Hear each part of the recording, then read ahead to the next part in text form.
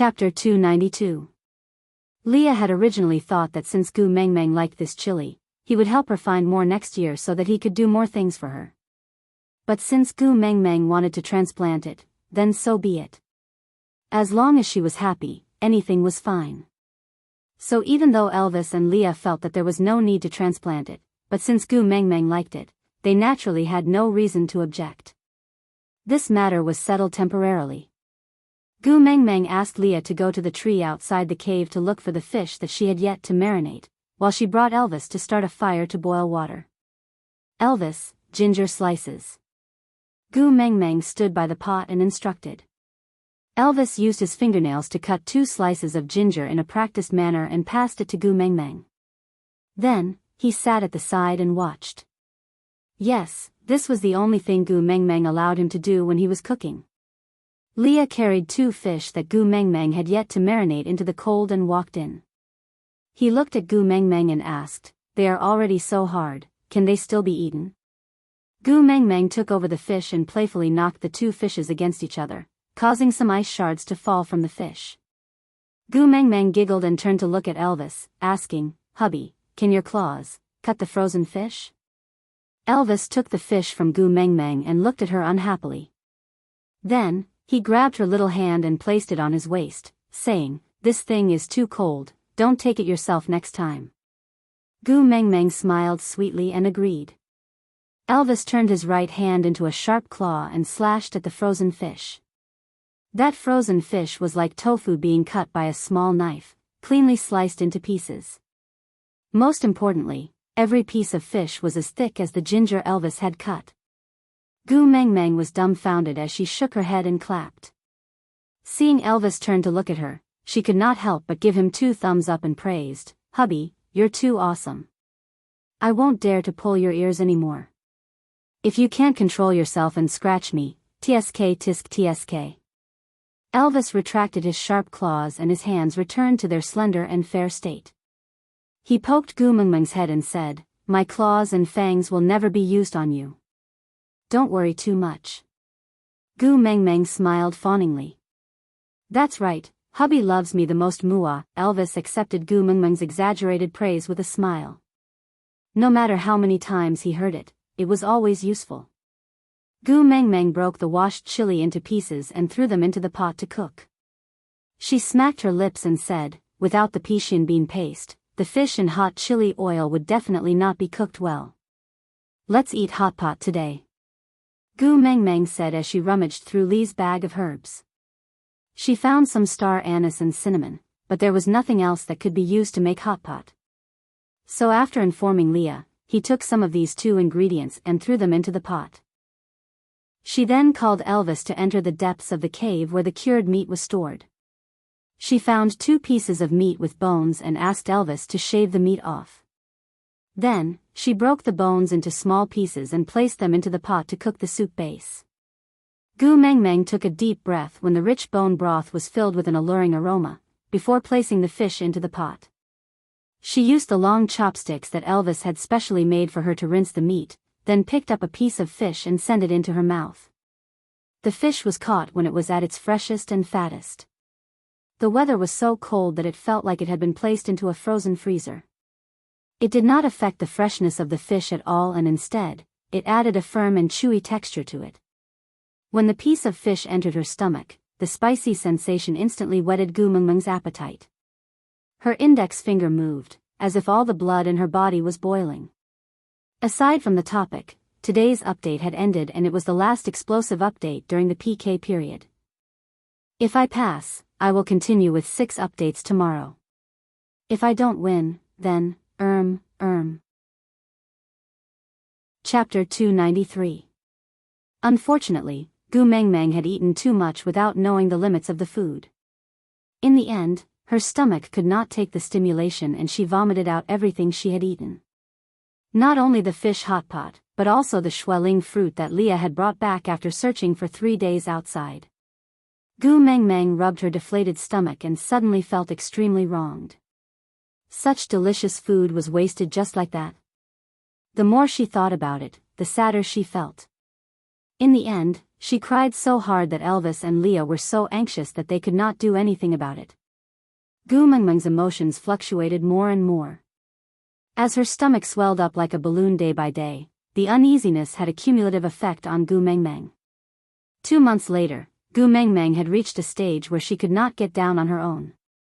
She could not bend her back or even lower her head. Although she rarely vomited, the more serious problem was that she could not solve her bowel movement problem by herself.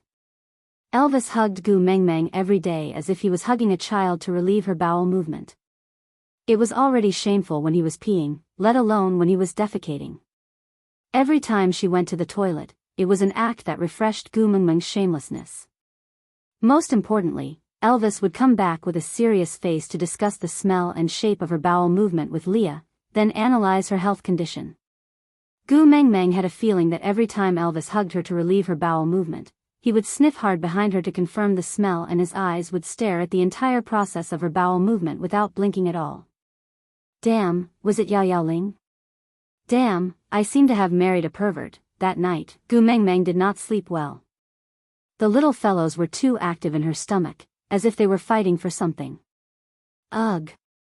Gu Mengmeng frowned, supporting herself with one hand and holding her stomach with the other, trying to sit up. What's wrong? Elvis almost did not sleep for the past few days. He stayed by Gu Mengmeng's side every day, carefully observing her every move. The babies are too noisy, I can't sleep. Get up and sit for a while. Gu Mengmeng stretched out an arm for Elvis to support, then leaned into Elvis's embrace. Elvis used his tail as a cushion to make Gu Mengmeng more comfortable. He placed his hand lightly on Gu Mengmeng's stomach and felt the little ones rolling around mischievously in her stomach. He frowned and said coldly, "You don't have much time left in the void mother's stomach, so you'd better behave.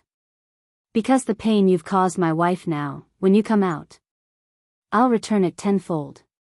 But Gu Mengmeng laughed and pointed at Elvis's brow. "You really have the ability to threaten your own son?" Elvis's expression was rather solemn. His heart ached as he stroked the hair on Gu Mengmeng's forehead. "If I had known from the start that pregnancy would cause you so much trouble, I would have shot them to the ground." Pfft. Gu Mengmeng laughed even harder. But with this laugh, her stomach started to hurt. Frowning, Gu Mengmeng turned around to ask Elvis, "How long have I been pregnant?" Elvis wiped the fine beads of sweat off Gu Mengmeng's forehead and replied, "Counting the days, it should be a day or two. She should be giving birth soon." Gu Mengmeng came to a sudden realization. These little wolf cubs are not playing. They're ranking in my stomach to see who's going to be the boss. Aside from the topic, thank you to the little baby from Shaoxiang Academy, Feng Yuhuang, for the flowers. Chapter 294. Elvis was stunned for a moment and asked, "You're going to give birth?" Gu Mengmeng nodded. The pain coming from her lower abdomen was like the winter in the beast world. It came without warning and without any connection.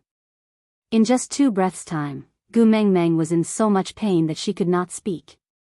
Grabbing onto Elvis's arm, Gu Mengmeng's hand trembled in pain. It's fine. Don't be afraid. I'm here." Elvis hugged Gu Mengmeng to stabilize her body while howling at Leah, who was staying in the outermost cave. Before Leah entered, he already knew what had happened. Without another word, he set up the pot and started boiling snow water. This was common knowledge that Gu Mengmeng had told him previously. After the water boiled, he walked over and helped Elvis hug Gu Mengmeng's upper body. He used his tail to cushion Gu Mengmeng's waist so that Gu Mengmeng's waist did not need to be hung. Elvis held onto Gu Mengmeng's hand tightly, allowing her nails to dig into his flesh. However, he told her calmly and firmly, "It's all right, don't worry, I'm here." Elvis turned himself into a half-orc and covered Gu Mengmeng's stomach with his large tail. On one hand, it was to prevent her from catching a cold, and on the other hand, it was to block her vision. On the other hand, he transformed his head back into his wolf form and crawled under the curve of Gu Mengmeng's left leg. He stuck out his moist and warm tongue to lick the little wolf's head, where the skull could already be seen. Ah! Gu Mengmeng was in excruciating pain. She had no other choice but to scream. Leah hugged Gu Mengmeng's neck and pressed her against his chest. He kissed her forehead continuously and whispered into her ear, "Don't be scared, don't be scared. Elvis and I are watching over you.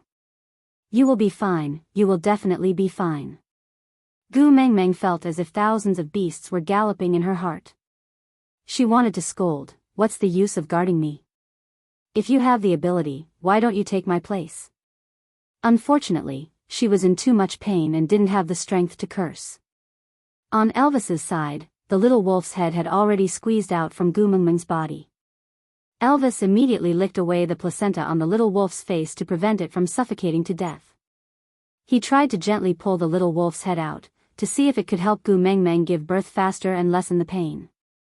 But with this tug, Gu Mengmeng almost fainted, scaring Elvis so much that he did not dare to act rashly anymore. He just felt that these wolf cubs were getting uglier and were not likable at all. Dash. Gu Mengmeng took a deep breath and exerted force, feeling something slipping out from her body. That feeling was a little mysterious, just like when one was constipated and had to endure the pain to excrete. This time, Gu Mengmeng had used all her strength. Like a fish that had been stranded, she opened her mouth and panted heavily. While she was not in so much pain, she tilted her head and asked Elvis in a weak voice, "Hubby, are you done giving birth?" Elvis used his fastest speed to bite off the little wolf's umbilical cord, then licked the little wolf that was covered in blood clean. Turning his head back to human form, he sat up straight and used his other hand to grab the back of the little wolf's neck, bringing it in front of Gu Mengmeng. "The first one is born. It's not like you, it's so ugly." Gu Mengmeng let go of Elvis's hand and stretched both her hands forward to catch her first child. This feeling was very strange. The little fellow in her arms looked like a newborn husky no matter how she looked at it, but she could not treat it as a pet. Kissing its little face that still had its eyes tightly shut, Gu Mengmeng smiled blissfully. "Aside from the topic, to be honest, I wrote this birth process when I watched the husky give birth. I have never seen a real wolf giving birth. If there are professionals who have seen wolves giving birth and found any loopholes, feel free to point them out. Thank you then. Thank you to the little baby from Xiaoxiang Academy, Beard is like frost, for her comment." Chapter 295. Just as Gu Mengmeng wanted to tease her child, another wave of pain came from her lower abdomen. Gu Mengmeng frowned and glared at Elvis angrily. "There are more?" Elvis nodded and replied, "Look at this stomach, there are at least 2 more. Elvis, divorce. I don't want to give birth anymore." Gu Mengmeng shouted, but at the same time, she started to exert force with all her might. With the first opening the way, the birth of the second one was obviously much smoother. Although Gu Mengmeng was still in so much pain that she could not speak, the pain coming from her lower body was not as heart-wrenching as when she gave birth to the first one. Maybe it was because she was in too much pain that she became numb. No matter what, this was a good thing for Gu Mengmeng. Elvis's actions were swift as he licked the embryonic membranes clean one by one. Then, as if he was carrying old Wang's newborn huskies next door, he captured them one by one and placed them in front of Gu Mengmeng. He let Gu Mengmeng take a look at them before lining them up beside the first one, not allowing Gu Mengmeng to hug them anymore. Finally, all 3 were born. Gu Mengmeng heaved a sigh of relief and asked carefully, "This time, there are no more, right?" Elvis raised his head and looked at Gu Mengmeng with a face full of blood. He pursed his lips and answered, "There should be 1 more." Gu Mengmeng grabbed the water bowl at the side and smashed it on Elvis's head. She roared with a thick sobbing tone, "Divorce. I want a divorce." Elvis sighed and glared at the 3 little ones who were mumbling beside Gu Mengmeng. Then, he replied seriously, "Xiao Meng, just give up on this idea. Even if you beat me to death, I will never divorce you." Ah. Gu Mengmeng originally thought that after experiencing the torture of the first 3, the 4th one would be more successful. But the result was the exact opposite. The 4th one seemed to be bigger than the previous 3. It was so full that Gu Mengmeng felt like her body was going to break down. Yet, this fellow did not even have the chance to peek his little head out. Elvis also noticed the abnormality and hurriedly went back to lick Gu Mengmeng's wound. He used his saliva as a lubricant and even sucked lightly, trying to help Gu Mengmeng with external force. But all these were useless. Gu Mengmeng clenched her teeth and exerted all her strength, but the child's head was too big and was stuck there. After giving birth to the first 3 babies, Gu Mengmeng was actually exhausted. It would be fine if this baby was born successfully, but unfortunately, it was a big-headed baby. After a few rounds, Gu Mengmeng could not even breathe smoothly. Not to mention exerting strength, she did not even have the strength to scold Elvis. Elvis frowned and looked at the exhausted Gu Mengmeng, then looked at the 4th brother who was stuck there and could not even stretch his head out. He leaned forward and kissed Gu Mengmeng's forehead, saying in a low voice, "We have 3 children, that's enough." Gu Mengmeng was in a daze, but Elvis's words still touched a chord in her heart. She grabbed Elvis's hand weakly and asked in a breathless voice, "What do you want to do?" Elvis's blue eyes were filled with heartache and anger. He would not allow anyone to torture Gu Mengmeng like this, not even himself, not even his son. "I'll reach in, grind it up, and pull it out. This way, you won't be in pain." Elvis planted a light kiss on Gu Mengmeng's forehead and said, "I'm sorry, I shouldn't have let you suffer like this. Very soon, everything will be fine, trust me."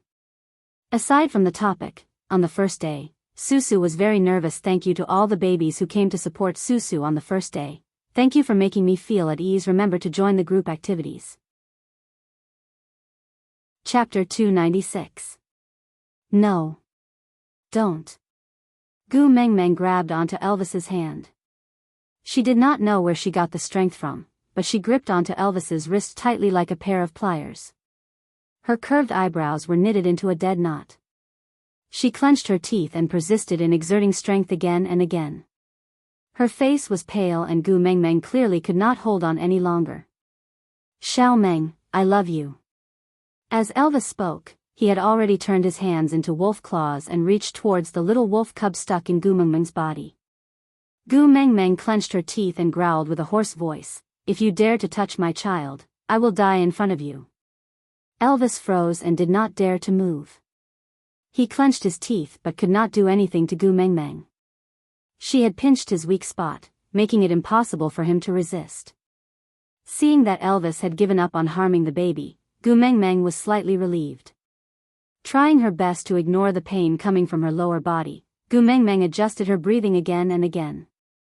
When she felt that her energy had recovered slightly, she then said to Elvis, "Use your claws to cut open my flesh at the place where the baby is stuck. Be careful not to hurt the baby's head. This way, he can be born smoothly, and I won't have to suffer so much."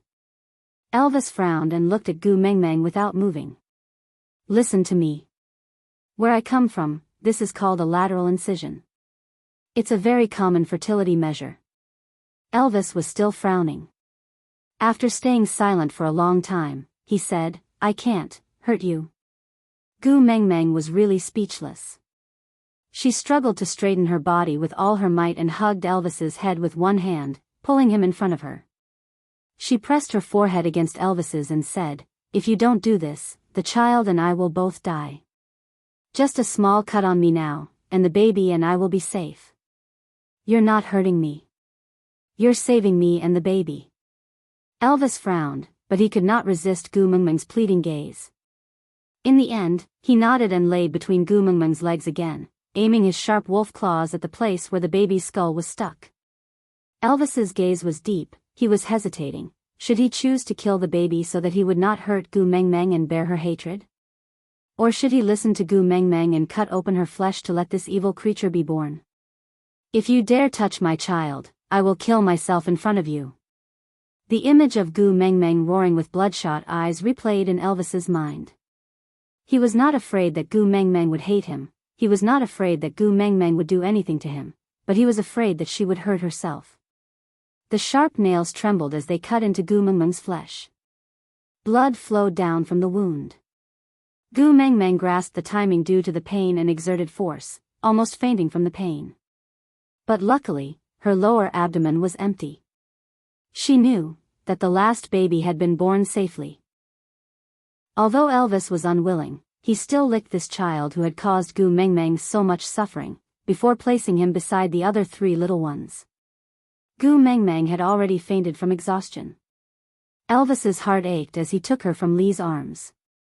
Without her bulging stomach, she was so light that she seemed to be weightless. This made Elvis feel extremely uneasy. He liked the chubby Gu Mengmeng more. He would rather have her twist his ear domineeringly and call herself queen than to have her quiet and lifeless like a doll whose soul had been hollowed out. Glancing at the 4 little ones sleeping quietly at the side, Elvis's emotions were extremely complicated. Aside from the topic, thank you to the little baby from Shaoxiang Academy, Hui Enchan, for the diamonds and flowers. At the same time, congratulations to the baby for becoming the first scholar in this article. Thank you also. Thank you to the little babies from QQ Reading, The Long Winter, and The Rest of My Life, for their 99 reading points. Chapter 297. When Gu Mengmeng woke up again, it was already the afternoon of the second day. The 4 little fellows huddled into Gu Mengmeng's arms while whining. As long as Elvis and Leah dared to touch one of them, the other 3 would scream at the top of their lungs. In order not to disturb Gu Mengmeng, Elvis endured the thick veins on his forehead and glared at the 4 fellows making a mess. But it was a pity that newborn calves were not afraid of tigers. Newborn wolf cubs were also not afraid of their fathers. No matter how Elvis released his powerful aura, the 4 little ones just huddled into Gu Mengmeng's arms while whining, completely unafraid of their own fathers. The moment Gu Mengmeng opened her eyes, she was melted by her 4 sons. With their eyes still closed, they rubbed their little pink noses into her arms. Their short limbs could not support their chubby bodies and they all laid on the bed, whimpering. Gu Mengmeng reached out her hand and tapped one of their little faces. The little fellow immediately turned his head and sucked on her finger with all his might. Hungry? Perhaps it was the nature of a mother and son. Gu Mengmeng instantly understood what her sons meant even though there was no verbal communication. She turned to look at Leah and Elvis. The former's face was as warm as a spring breeze while the latter's face was as cold as ice. Those who did not know better would have thought that this nest was Li's cubs. Both of you go out for a while, I want to feed the kids. Actually, Gu Mengmeng wanted to ask Leah to leave, but she was too embarrassed to only chase one of them away, so she could only chase both of them away. But Leah shrugged his shoulders and said, "Are you sure you can feed all 4 of them at the same time, without any help?" Gu Mengmeng did not understand what Leah meant at first. When she followed Li's gaze and lowered her head to look at her chest, her face instantly burned up. Damn it, there were only 2 milk bottles and 4 sons, what should she do? Elvis walked forward and picked up the 3rd and 2nd brothers with each hand, saying, "Feed those 2 first, I will look after these 2 first." Gu Mengmeng looked at Leah and thought to herself, "Why aren't you going out yet?" But Leah sat on the ground nonchalantly, looking like a good student waiting for the old professor to start his lesson. He had no intention of leaving at all. Gu Mengmeng held it in for a long while and the 2 sons in Elvis's arms wailed even more miserably, as if Elvis was not their father but a human trafficker. She could not wait any longer, her sons would starve to death if she waited any longer. Gu Mengmeng cleared her throat and said, "That Elvis can stay behind to help me. Leah, why don't you help me prepare some food first?" Li's eyes narrowed with a smile and nodded in agreement before walking out.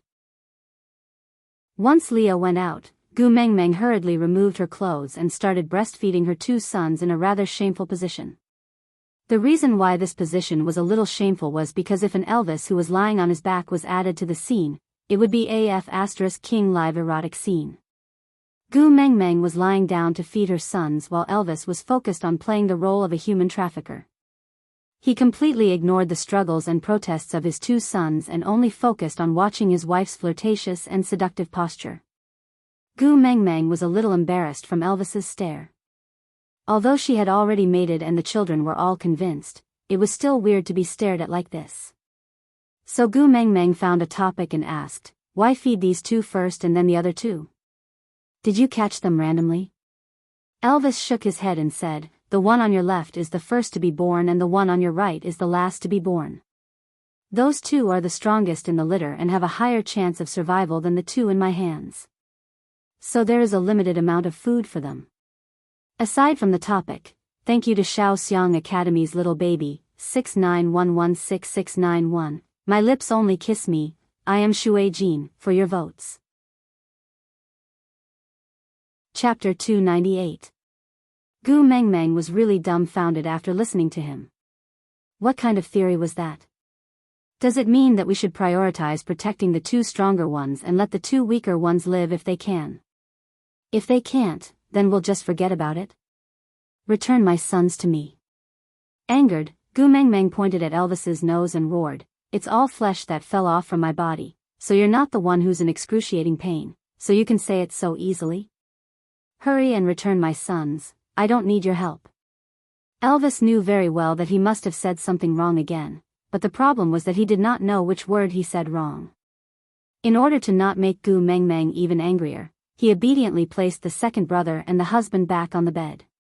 Gu Mengmeng circled her arms and the two that were carried away by Elvis flew into her arms. They raised their heads and howled like babies. Even if Gu Mengmeng did not understand what they were saying, she could roughly guess that their sons were complaining. So she kissed them one by one and coaxed them gently, don't be afraid, Mummy is here, you may have a fake daddy, but it's alright, Mummy will protect you. Be good, it'll be your turn after brother and brother finish eating. The first brother seemed to have understood Gu Mengmeng's words. He smacked his lips and let go of Gu Mengmeng's chest. He flipped over and rolled to one side, giving up his spot to his brother. The two children's hands and feet were weak, and they could only wriggle forward to fight for the only position available. Gu Mengmeng could not really tell whether it was the second brother or the third brother who managed to snatch it. Anyway, there was only one left and he did not manage to snatch it. Feeling extremely wronged, he laid on Gu Mengmeng's chest and twisted his soft body, howling in a childish voice. The fourth brother had no intention of moving away and continued sucking with all his might with his cheeks puffed up. Gu Mengmeng saw that the chest had already been stuffed down. If someone else did not come up, the one who had not eaten would definitely starve. So she gently held on to the fourth brother's butt and pried him away from her chest. But this little ancestor was like a powerful suction cup. He stretched his neck out and sucked in his mouth, refusing to let go. Gu Mengmeng's breasts were hurting from the pull. She took a deep breath and smacked the little butt of the fourth brother, saying, brothers have to take care of each other. If you don't let go, I will be the last one to feed you in the future. When the time comes, your other brothers will also protect their food like you, and you can only starve. She did not know if the fourth brother understood Gu Mengmeng's words, or if he was full, or if it was simply because he was pulled too far away and could not reach. Anyway, the moment Gu Mengmeng finished speaking, he let go. Gu Mengmeng placed him on the bed and the little fellow rolled to the side of the first brother. He rested his chin on the back of the first brother and yawned lazily. Kicking his chubby legs, he fell into a deep sleep. The second brother and third brother were eating happily when Leah came in with a stone pot. He was still smiling and glanced at Elvis, who was left to the side, giving him a sympathetic look. Then, he directly brushed past Elvis without any intention to speak up for him. He directly placed the pot on the fire and stirred it while saying, the appetite of wolf cubs is very big. No matter how much milk you have, you will not be able to feed these four little fellows. I used the bones to boil some soup. You and the babies can drink some to replenish your nutrients. When the rainy season comes next year, I will go to the mountains to catch a female wolf for you to breastfeed. Aside from the topic, thank you to the little babies from Shaoxiang Academy, Milk Bait Ho, and Rabbit G drinking tea, for the flowers. Love you guys, moi. Chapter 299. Gu Mengmeng was still kneeling on the bed in a breastfeeding position, while the second and third brothers were still drinking milk with gusto. Damn it, Leah walked in so naturally, making Gu Mengmeng feel embarrassed even if she screamed. She pulled a piece of beast skin to cover herself awkwardly, then glared at Elvis, who was still in a reflective state but still did not know what he did wrong. Leah scooped the meat soup into a small bowl and a larger stone plate. He placed the stone plate beside the bed, then picked up the first and fourth brothers with each hand and placed them beside the stone plate. She did not know if it was because they were full from drinking milk or because the taste of the bone soup was not as fragrant as their mother's milk, but the two little fellows were completely indifferent to the bone soup. Leah patted their little heads lightly and shook his head helplessly. He looked at Gu Mengmeng and said, "Wolves learn their eating habits from their mother. They will eat whatever you teach them to eat. So, here." As Leah spoke, he placed the small bowl beside the stone plate, indicating for Gu Mengmeng to demonstrate how to drink the soup. Gu Mengmeng sighed and looked at her 4 babies. With her small body, she really could not feed them to their fullest, so she used one hand to support her body and the other to pick up a small bowl to finish the soup. Then, she showed the empty bowl to her 2 sons and said, "The taste is not bad, my babies are good, do you want to try it?" That. Leah rubbed his nose and said, "The cubs have not opened their eyes yet, so they cannot see your actions. Their senses are mainly through the flow of air and the contact of their bodies. Holding a bowl with one hand is too difficult for them. They won't be able to learn it." Gu Mengmeng looked at Leah with a dumbfounded expression, completely unable to understand what he meant. Leah knelt beside Gu Mengmeng in a seductive manner, then lowered his head and stuck out his tongue to lick the side of the bowl lightly. Then, he used his head to nudge the first brother. Unfortunately, the first brother did not appreciate it at all and had no intention of learning at all. He just twisted his body and snuggled into Gu Mengmeng's arms, then whimpered as if he was complaining to his mother that there was a weird uncle who kept touching his body and it was so annoying. Gu Mengmeng forced a smile with her stiff lips and asked, "I also have to lick and drink like that?" Leah nodded his head seriously. "You have to teach them in a way that they can learn." Gu Mengmeng looked at the 2 little fellows in the beast skin who were howling in protest because they could no longer suck milk. She hardened her heart. What was Face worth? Compared to his son, self-esteem and whatnot were simply too weak, okay? Gu Mengmeng tidied up her clothes and removed the beast skin covering her body. She gently picked up the 2 little ones who had not eaten their fill and placed them at the side of the stone plate. The 5 of them formed a circle that looked like a sunflower. Gu Mengmeng suppressed her strong sense of shame and stuck out her pink tongue to lick the plate lightly. Then, she looked at her 4 babies in anticipation. Unfortunately, the little fellows completely did not understand what was going on and still had a look of disdain on their faces. They had no intention of learning from their mothers to drink the soup. The 3rd brother even screamed at Gu Mengmeng, clearly wanting to drink milk. Gu Mengmeng looked at Leah helplessly. Leah leaned back next to Gu Mengmeng and once again demonstrated the action of licking the soup. Then, he kissed Gu Mengmeng's face intimately and used his mouth to send her little face to the side of the plate. When he reached the edge of the plate, he licked the bone soup again. His long and affectionate eyes were smiling all along as he stared at Gu Mengmeng's shy little face. Aside from the topic, "Thank you Xiaoxiang Academy, Dingranpu, diamonds, flowers and even voted for me. I'm so touched, thank you baby." Chapter 300. Gu Mengmeng blushed and retracted her gaze. She pursed her lips and followed Li's example. She first licked a mouthful of the bone soup, then kissed the little face of the youngest lying beside her. She used her mouth to push the little head of the youngest towards the side of the plate, then licked the soup on the plate lightly.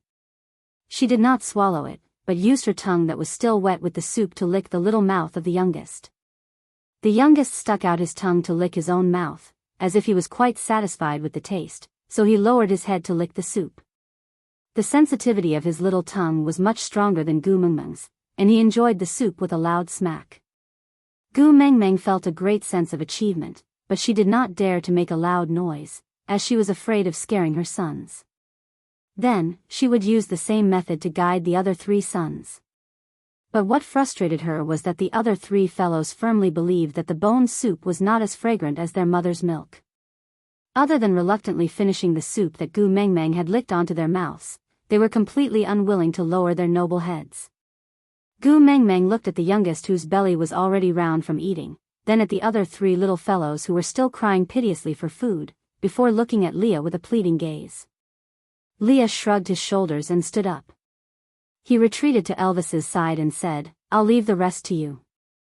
Elvis nodded, picked up the youngest and passed him to Gu Mengmeng. Gu Mengmeng received the youngest blankly and hugged him in her arms. Then, she watched as Elvis's face darkened, using his throat to growl at the other three little ones. If Elvis was not in his human form, Gu Mengmeng did not doubt that she would see the expression of a wolf baring his teeth to scare his enemies in television dramas. Gu Mengmeng frowned. What was wrong with this person? He had a face full of anticipation when he begged her to give birth to children. She thought he liked babies a lot, but in the end? Did he get addicted to scaring his sons every day? Gu Mengmeng was about to flare up when she realized that the three little ones who had refused to lower their heads to drink the soup, actually lowered their heads obediently and started to lick the soup plate pitifully.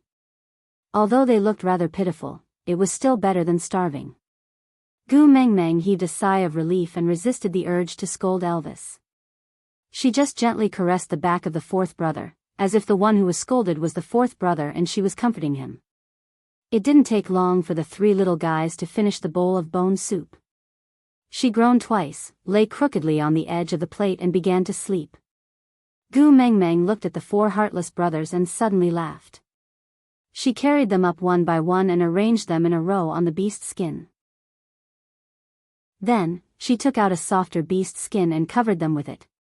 Only then did she carefully climb up from the bed and scoop 2 pieces of meat from the pot to eat. "You can eat meat? Don't you feel disgusted?" Elvis was a little worried. Ever since she became pregnant, Gu Mengmeng refused to touch meat no matter what. She always said that there was a gamey smell and it made her feel disgusted. Gu Mengmeng sniffed and said, "It's still a little disgusting, but we still have to eat even if it's disgusting. Otherwise, the children's nutrition will not be able to keep up and they will fall sick easily." Elvis sighed and scooped Gu Mengmeng into his arms, letting her sit on his lap to eat so that she would not catch a cold. Elvis rested his head on Gu Mengmeng's neck and said with a little grievance, "Other people can't even think about getting pregnant without a few years. How did you get pregnant in such a short time?" Gu Mengmeng tilted her head and asked, "You're still unhappy that I gave birth to a son for you?" Elvis nodded and said with grievance, "Not happy, very unhappy. I feel that you are treating them better than me now. You glared at me a few times because of them and even scolded me. You even said you wanted to divorce me and even threatened me. Aside from the topic, thank you to the little darling of Xiaoxiang Academy. As long as I don't die, you will always be my subject." 8 evaluation votes, nouveau riche looking for a mistress. Chapter 301. The corners of Gu Mengmeng's mouth twitched, not knowing whether to cry or laugh. "Hey, Elvis, do you still want your black-bellied and bloodthirsty boss image? Can you still be saved when your image has collapsed to this extent?" Elvis hugged Gu Mengmeng, his voice carrying a tinge of grievance. He wagged his black, gilded tail twice, looking like a husky that destroyed his house. He rested his chin on Gu Mengmeng's shoulder and tilted his head outwards, facing the side of Gu Mengmeng's face. He whispered into her ear, "Most importantly, because of them, I have not touched you for 2 whole months, cough cough." Gu Mengmeng choked on the mouthful of meat soup she just drank because of Elvis's words. She looked at Elvis who was begging for sex with her with a face full of shock.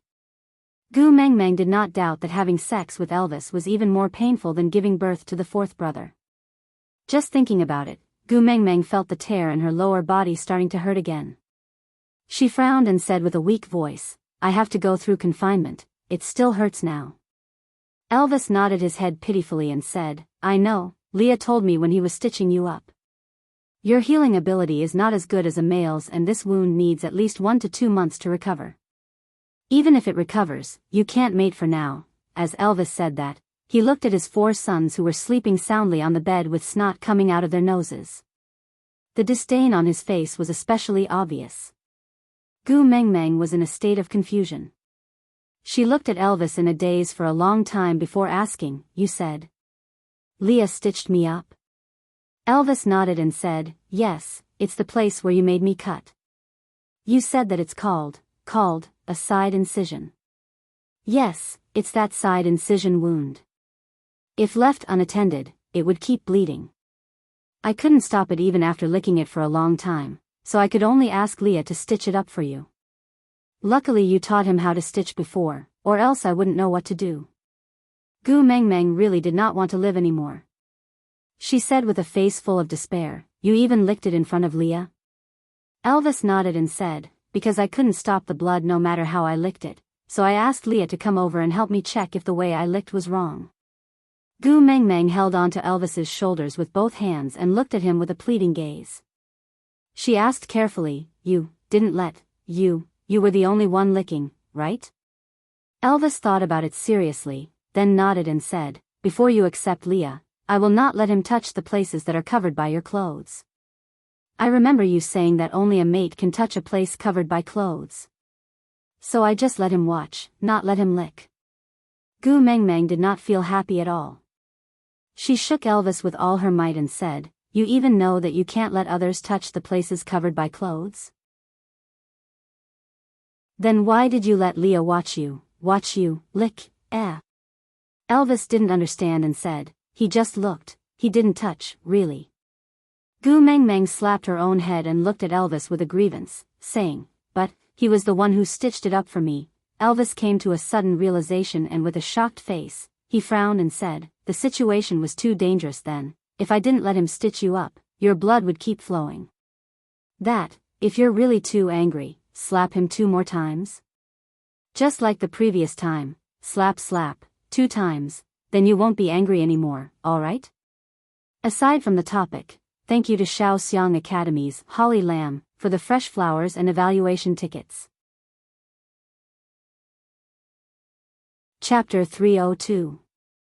Gu Mengmeng watched as Elvis imitated the way she slapped Leah the last time and felt like crying.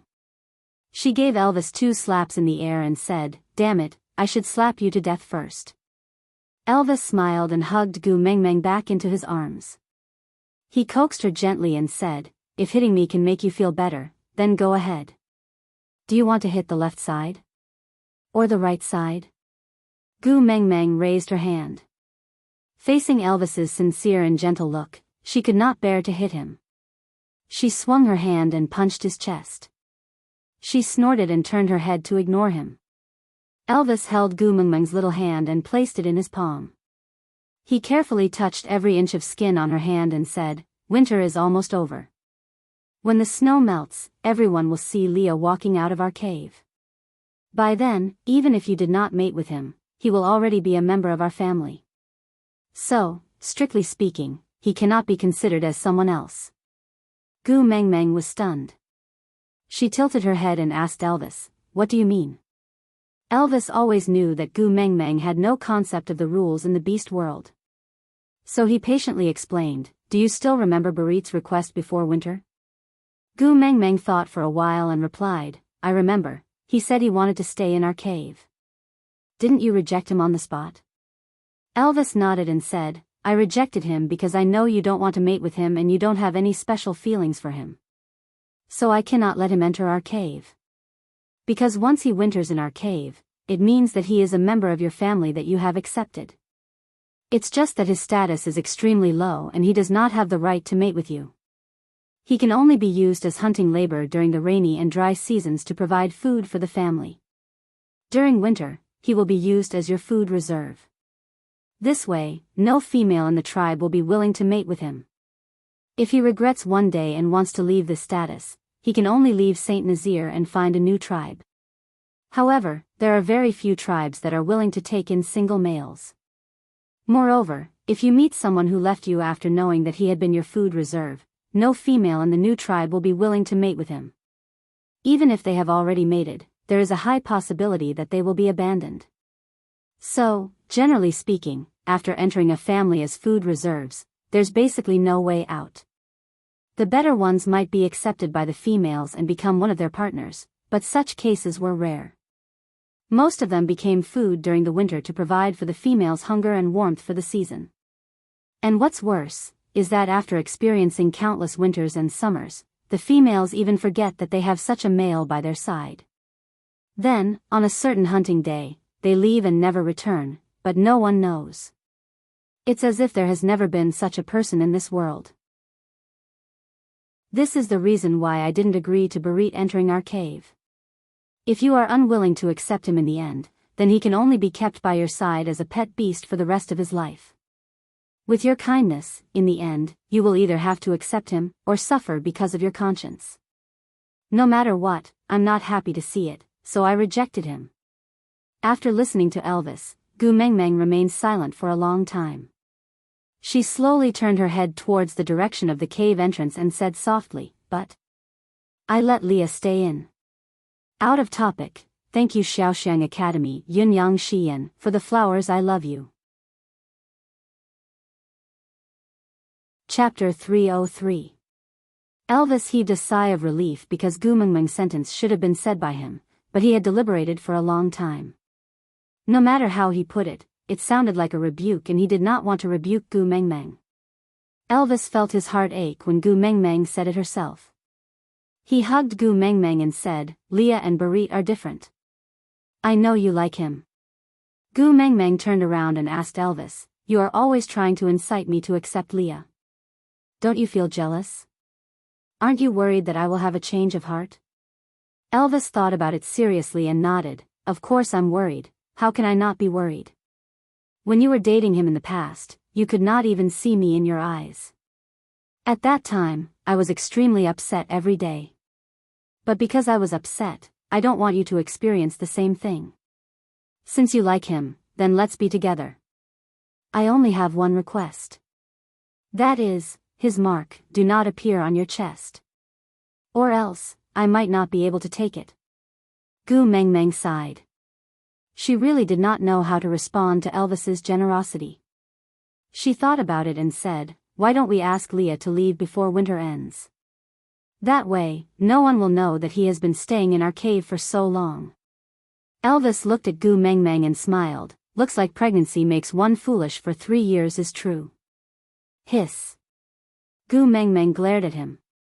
Elvis immediately shut his mouth and changed his words. "Did you forget that Ian from the Eagle Owl tribe came to our cave before? Although the birds' tribe's sense of smell is not as good as ours, their eyesight is extremely good. I heard that no detail can escape their eyes. He stood at the entrance for so long that day and probably knew that Leah was staying in our cave. Unless Leah and I kill all 32 of them now and leave no one alive, we can't hide the fact that Leah is staying in our cave during winter." Gu Mengmeng bit her lower lip and kept quiet. She raised her head again and looked at Elvis helplessly. "I only hoped that he could save you, so when he suggested staying here, I agreed without a second thought. I didn't know things would turn out like this. Even if you and I join hands, it is almost impossible to kill 32 eagle owls at the same time. Don't forget, they can fly. As long as he ascends to the heavens, there's nothing we can do." Leah was already leaning against the entrance of the cave. He tilted his head and looked at them with a faint smile. Gu Mengmeng felt guilty and lowered her head. "Leah, I'm sorry." Leah took 2 steps forward, hugging his knees as he squatted down. He accommodated Gu Mengmeng's height and looked straight into her eyes. His long and affectionate eyes were filled with seriousness.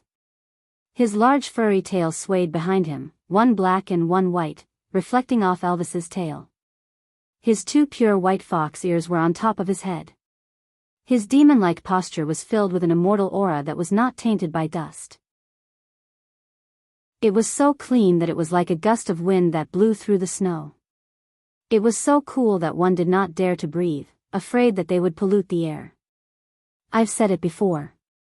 I want to hear your confession more than an apology. Leah looked at Gu Mengmeng seriously. His smile was so gentle that it made her heart ache. In order to not make you hate me, I have been working very hard to guard the boundaries you mentioned. No matter how much I want to hug you, I can only hug myself like this. I clearly want to kiss you, but I can only look at you from afar. I feel very satisfied to be able to do something for you. But if you still won't allow me to stay. Aside from the topic, thank you for the 20 diamonds from Xiaoxiang Academy's Bloodstained City. Currently, you are the person with the highest fan value in Wenwen and also the second scholar in this article. Thank you baby for your support. Chapter 304. Leah paused and leaned his body forward slightly. He whispered into Gu Mengmeng's ear, then, there's only one way left. Gu Mengmeng blinked her eyes and asked, what way? Leah pursed his lips and his slender fingers brushed across his chest. He said in an inviting tone, eat me before the snow melts. What nonsense are you talking about? Gu Mengmeng stood up immediately. But because she stood up too quickly, she felt a little dizzy. Her vision blurred and she almost fell. Leah quickly caught Gu Mengmeng and smiled, I finally got to hug you again. It's enough for me to hug you like this once before I die.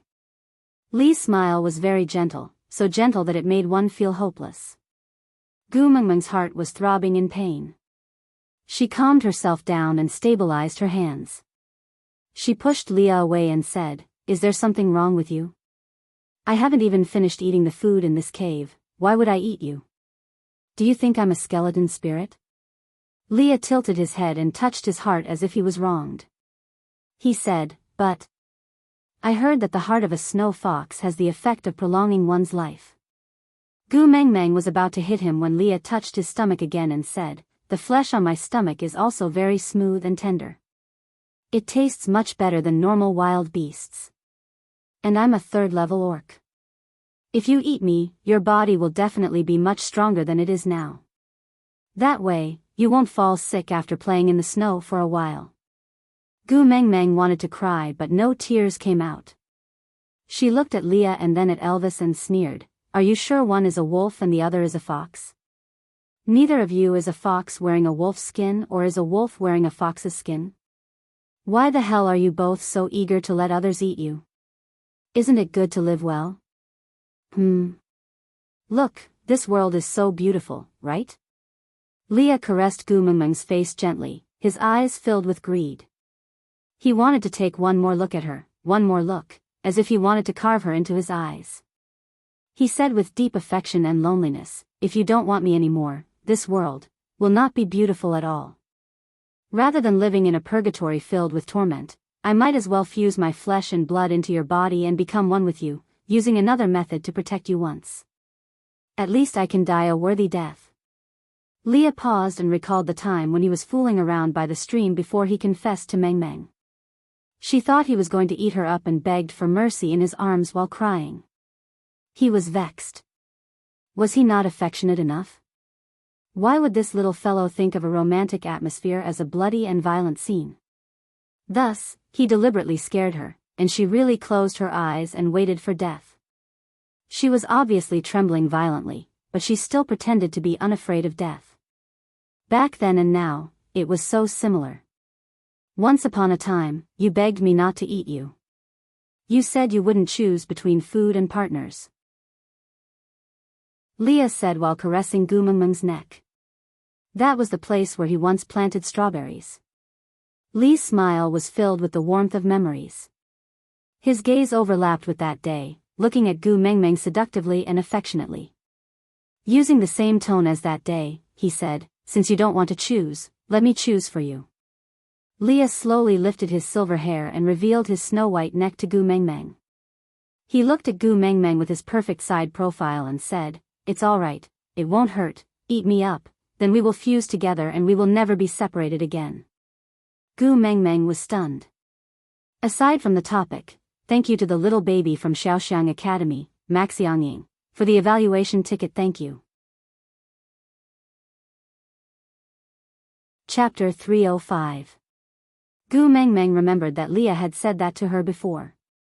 But at that time, sighing, Gu Mengmeng pushed Leah away and said, stop fooling around, you know I won't eat you. Leah was very dejected, as if he was very disappointed with Gu Mengmeng's unparalleled ability. He patted his stomach and muttered to himself, it should be delicious, why don't I like it? Gu Mengmeng was really speechless. First it was Barit, then Elvis, and now Leah was the same. What was wrong with the males in the beast world? The boundless world was rich in resources and there were so many things to eat, why did they have to suggest others to eat them? Did they think they were mantises? Gu Mengmeng returned to Elvis's arms and looked up at Leah, saying, sit down, let's eat something together. Leah nodded and sat cross-legged beside Elvis. He placed his elbows on his knees and his hands on his cheeks. He looked at Gu Mengmeng and smiled, saying, "Are you trying to feed me until I'm fat before eating?" Gu Mengmeng raised her little fist and made an action as if she was going to hit someone, saying, "Don't provoke me, I just gave birth and can't take fright. Don't keep telling me scary stories about people eating people. If you scare me until I lose my milk, I will fight you for my sons." Leah shrugged his shoulders and finally avoided this topic. Gu Mengmeng scooped a big piece of meat from the pot and passed it to Elvis, saying, "You took care of the 5 of us for an entire day and I didn't see you eat anything. I must have tired you out when I was pregnant previously, right?" Elvis did not reject her, because winter was really about to end and the food stored in the cave was enough for them to eat until the rainy season when their prey would come out. In order not to waste food, Elvis always chewed the bones and swallowed them, because he realized that cooked bones were much easier to digest than raw ones. Rather than throwing them away, he would rather eat them. So most of the time, he would secretly pick up the leftover bones from Gu Mengmeng and eat them, so as to save as much food for Gu Mengmeng. Gu Mengmeng was also used to Elvis's way of eating bones without spitting out the bones, so she would usually choose those with more meat and less bones for Elvis to eat, afraid that he would suffer from indigestion and end up with stones. Elvis swallowed his food and kissed Gu Mengmeng's little face. "Compared to your suffering, how can my suffering be considered as any hardship?" Gu Mengmeng smiled, feeling very touched. She had an older sister who worked as a white-collar worker in a company before she got married. Her monthly salary was less than 10,000, and she was very confident wherever she went.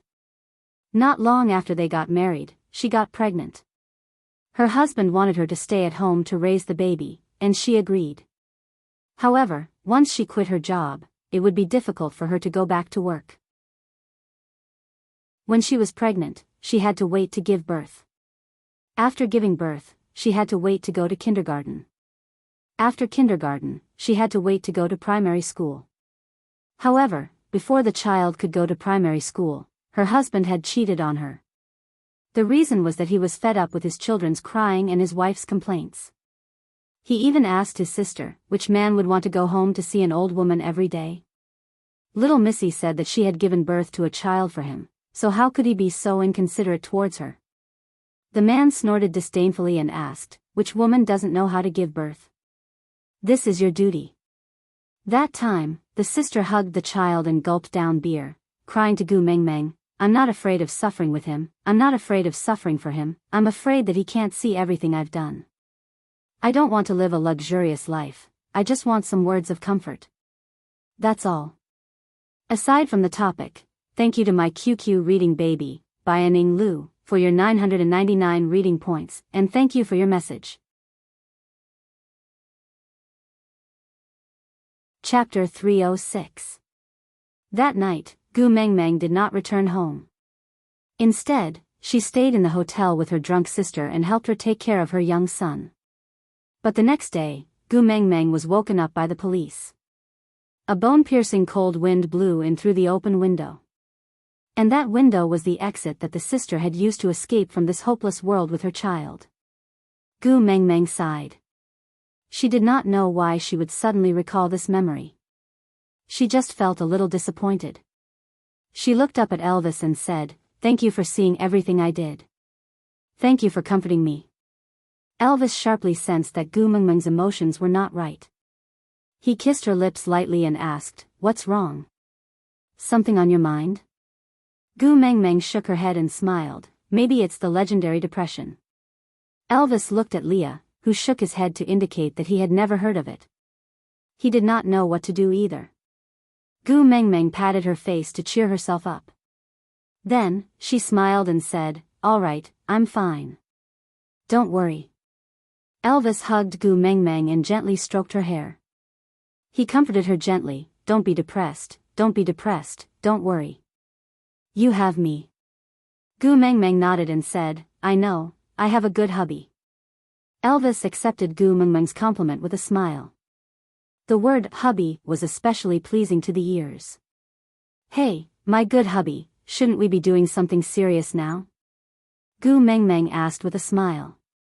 Elvis looked at Gu Mengmeng's lower body thoughtfully. Then, he shook his head firmly and said, "Although I really want to, your body has not recovered yet. I can't do it for now. Gu Mengmeng's melancholy mood was instantly broken by Elvis. She picked up her chopsticks and knocked on Elvis's head, saying, "What are you thinking about?" "I'm talking about serious matters." Elvis said seriously, "It's serious matters." "But Xiao Meng, you really need to rest." Gu Mengmeng really did not know whether to laugh or cry. She shook her head and said, "I know I need to rest. The serious matters I'm talking about are not the unserious matters you are thinking about. I'm talking about our 4 babies. We can't possibly call them first, second, third, and fourth every day, right? Isn't it time to give it a proper name?" Elvis looked at Gu Mengmeng and thought seriously for a while before replying, "Whatever, you can call me whatever you like." Pfft. Gu Mengmeng really wanted to spit blood on Elvis's face. She complained, "Can you be more attentive? He's your son after all." "What do you mean by whatever?" Elvis said, "My name was randomly chosen by me after I became an adult." "Leia, what about you?" Leah thought for a moment before replying, "I snatched my name from someone else after I became an adult." The corners of Gu Mengmeng's lips twitched as she asked, "Is there a need to fight over names?" Leah nodded and said, "I think his name sounds nice, so I killed him and his name belongs to me. If one day someone likes my name, they can also challenge me. Many people are like this." Elvis added, "Yeah, I snatched 2 names in the past too, but after snatching them, I felt that they didn't sound good, so I just gave up and randomly picked one for myself. I've met people who tried to steal my name before, but they never beat me up." Gu Mengmeng's face was filled with despair. "It's just a damn name, what's there to snatch? If you don't believe me, you can just go to the village entrance and shout 'Dog Leftover.' Even if there aren't 10 people, at least 8 will respond to you. According to the logic of the beast world, the strongest dog leftover in the village has to strangle all the other dog leftovers in the village to monopolize the name 'Dog Leftover.' Aside from the topic, thank you to the QQ reading baby, Lazy Daswang, for the 399 reading points. Chapter 307. Gu Mengmeng looked at her 4 sons with snot dripping from their noses and fell into a deep dilemma. What if the name was too nice to hear? Would he be kidnapped like the son of a rich man or something? Scenario: XXX, ask your mother to hand over your name or else I will bite you to death. Gu Mengmeng shook her head, feeling like her life was about to collapse. Sighing, Gu Mengmeng turned to look at Elvis and held his hands with both her hands. "Hubby, you will protect our sons, right?" Elvis looked at the 4 little ones and said in disdain, "Male cubs can protect themselves, I will only protect you." Gu Mengmeng nodded. "That's good. You protect me and I will protect my sons. If anyone dares to snatch my sons' names in the future, you will help me to send them flying, all right?" Elvis was a little dizzy from Gu Mengmeng's words, but he nodded instinctively. "All right, I will listen to you." Gu Mengmeng felt more at ease and heaved a sigh of relief. Just as she was about to say something, she turned to look at Leah. She thought for a moment and asked, "Leah, I heard that you are quite close with the beast deity?" Leah sneered. "You are more familiar with the beast deity? I heard that the beast deity is your beast father." Gu Mengmeng slapped her thighs in joy. "That's right. The beast deity is my beast father and also my son's grandfather. Who dares to snatch the beast deity's grandson's name? I will go home and complain to my dad and ask him to take care of these demons." Gu Mengmeng was completely relieved at that thought. She said in a refreshed manner, Come, let's brainstorm and name our 4 little ones." Leah shrugged. "Do I have the right to name my children?" Gu Mengmeng thought for a moment and smiled awkwardly. She had never heard of a midwife naming their children. Their parents were all around. It would be weird to ask a doctor to name their children, right? But it would also be awkward to say no. So Gu Mengmeng said, "Sure, of course you can. Tell us what names you want to give your children.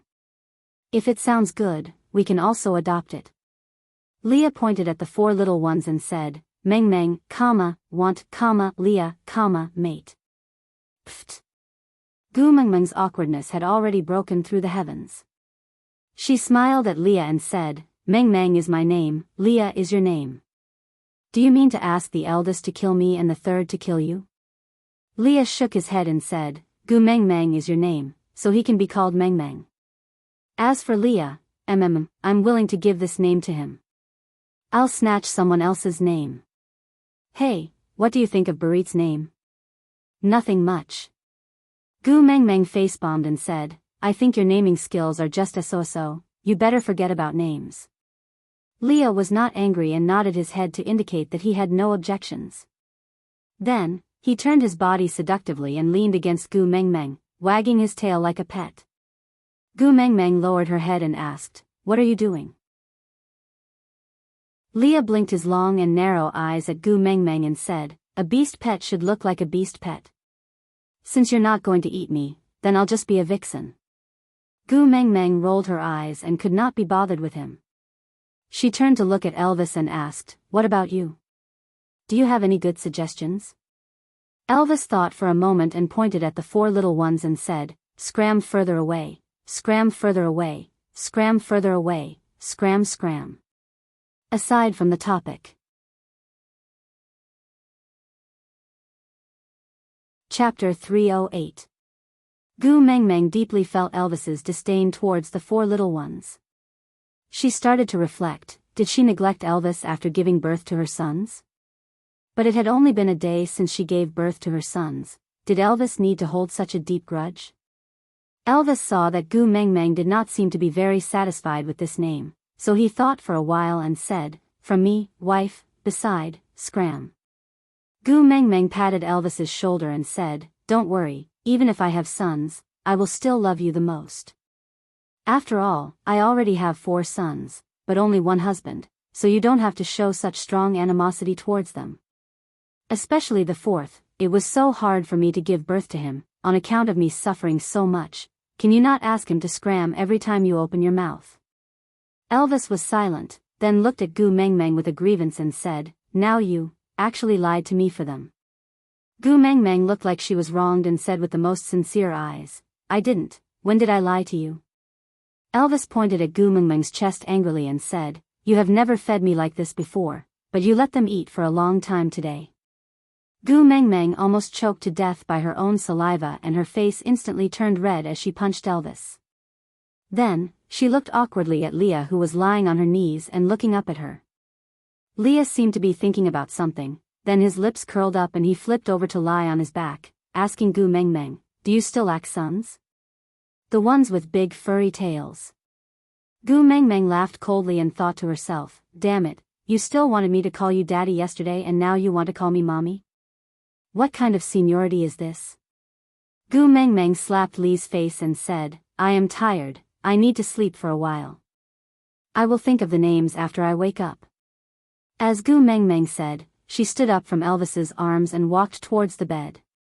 She did not even take 2 steps before Elvis pulled her from behind. Gu Mengmeng turned around and saw Elvis looking at her as if he was looking at Chin Shimmy. She said with resentment and hatred, How dare you say you are not lying to me? You used to hug me to sleep in the past, but now you are abandoning me to hug them. Gu Mengmeng had no choice but to return to Elvis's side and pounce into his arms. I'm not going to hug them, I'm going to hug you. Yes. Elvis coolly responded with a single syllable, but the corners of his lips could not help but curl up, his eyes filled with pride. Gu Mengmeng really wanted to say that she had never seen anyone fight with his son to such an extent. How could he persuade her to accept Leah with this kind of behavior? When that time comes, wouldn't there be a Liaozhai's wolf demon versus the fox demon at home every day? Just as Gu Mengmeng was thinking, Elvis had already walked to the side of the bed. He lifted his leg and kicked the cushion that the 4 little ones were sleeping on. The 4 little ones were like cocktails that slid across the bar counter in a bar, and were kicked to a corner together with the cushion. Elvis laughed coldly. If he had to say a line, it would definitely be, Small fry, fighting with me? Gu Mengmeng's heart ached and just when she wanted to stretch her neck to take a look, Elvis looked at her with a face full of grievance. Gu Mengmeng thought that since the 4 little ones did not move at all, they must still be sleeping soundly and should be fine. Thus, she could only smile embarrassedly and lay in Elvis's arms obediently, being an obedient little woman. Elvis then nodded his head in satisfaction. Then, he said to Leah, "You sleep on the outside and block her. Don't let Xiao Meng fall onto the ground." Leah smiled and nodded his head. Then, the two of them sandwiched Gu Mengmeng in the middle, one on the left and one on the right. Gu Mengmeng's lips twitched as she thought to herself, are they working together with the secondary enemy to attack the primary enemy? Are they planning to work together with Leah to fight with my 4 sons for her favor? Aside from the topic. Chapter 309. When Gu Mengmeng woke up, she finally understood why Elvis wanted Leah and him to accompany her to sleep. This was a 360-degree isolation belt without any blind spots. The 4 little ones were really hungry, but they could not climb over the 2 huge black and white mountains in front of them. Just by getting a little closer, they were either kicked by someone or, coincidentally, swept by someone's tail, causing them to tumble out. The moment Gu Mengmeng woke up, the 4 little ones screamed at the top of their lungs with their childish voices. Although Gu Mengmeng could not understand what they were saying, she could tell from their expressions that they were extremely aggrieved. Their cries for food made Gu Mengmeng's heart melt into water. "Oh, my babies, come to mummy quickly." Gu Mengmeng kicked Elvis away and arched her butt, pushing Leah to the side. Then, she opened her arms wide and faced her 4 sons with a welcoming posture. The 4 little ones looked as if they had been abducted and sold. When they saw their mummy, they were extremely affectionate. Spreading their 4 short legs, they rolled and crawled into Gu Mengmeng's arms. They stuck out their pink tongues and licked Gu Mengmeng's face and neck crazily. Gu Mengmeng patted their little heads one by one and comforted them. All right, mummy knows that you guys have suffered." Gu Mengmeng had only slept for 1 night, but she could already feel her breasts swelling up badly. Both sides of her chest had hardened and it would hurt at the slightest touch. Gu Mengmeng laid on her side, with her back facing one male who looked aggrieved and the other gloating. She used the beast skin to cover her body, then unbuttoned the front of her shirt and carried the 2 who had not eaten their fill in the morning into her arms to feed them. Although Gu Mengmeng's chest was in excruciating pain because her sons were using too much strength to drink milk, it was obvious that the milk these children drank was mixed with blood. But looking at her sons' tiny bodies and eager looks, Gu Mengmeng felt that there was nothing that could not be overcome by clenching her teeth. So, even though she was in excruciating pain, Gu Mengmeng still had a slight smile of relief on her face. Perhaps, this was the legendary saying, "Women are weak, but mothers are strong." The 4th brother did not manage to snatch the first prize and was clearly unwilling. He did not care about anything and wanted to snuggle into Gu Mengmeng's arms, while the eldest brother bit his hind leg and dragged him back. He used his 2 front paws to pounce on the back of the 4th brother, biting his little ears and then his neck. He did not use much strength and was clearly playing with him. Gu Mengmeng poked the leader's head with her finger, gently caressing him from the top of his head to his back, before giving him a light pat on his butt. The boss was so comfortable that he was snoring and twisting his little body was very cute. Gu Mengmeng giggled at her son's teasing. Seeing that the leader had received his mother's reward, the 4th brother also cried out. Gu Mengmeng did not even need to guess to know that he was asking for praise, so she did the same and touched the 4th brother. She then turned to Elvis and said, "Look, most of our elders are sensible." At such a young age, she already knew how to look after her younger brother. "You have the demeanor of an elder brother." Elvis glanced at his eldest son who was acting cute beside Gu Mengmeng, his face full of disdain. As Gu Mengmeng's head was turned away, she could not see Elvis's expression clearly. She was only immersed in the joy of becoming a mother for the first time. She looked at her eldest son and thought for a moment, before saying, "Our eldest brother is a virtuous brother, let's call him Hada."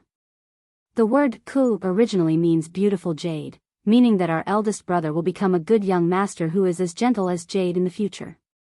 When you open it up, it is Wang Ku. With the word Da, it means that he has the virtue of being a king.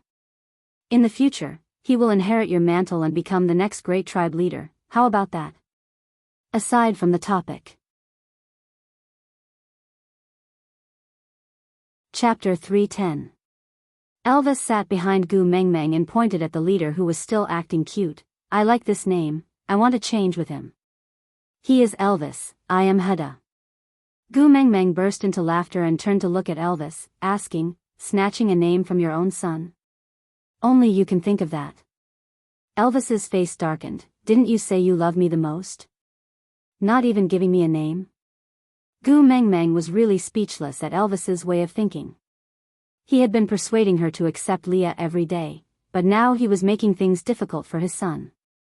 Gu Mengmeng knew very well that this husband of hers was always amenable to coaxing but not coercion, so she pulled Elvis's hand and placed it on her waist, playing with his slender fingers while saying, "But, I feel that the name Elvis suits you better. And I am already used to it. I will call Elvis when I need help, Elvis when I am bored, Elvis when I miss you and Elvis when I am angry. If you change your name, I am afraid I will not be used to it." Elvis's expression softened and he held Gu Mengmeng's little hand, asking, "Do you really think that Elvis sounds better?" Gu Mengmeng nodded and said, "To me, this is the most special name. He carries our memories, and my love for you. So, this name is unique." Elvis smiled and kissed Gu Mengmeng's cheek, saying, "If you say it is good, then it is the best." Gu Mengmeng smiled and asked, "Then are you still going to change your name with Huda?" Elvis raised his eyebrows and looked at Huda coldly, saying, "If he wants to be the leader of Saint Nazir, he must first defeat me." "Just him? Humph, wait another 100 years.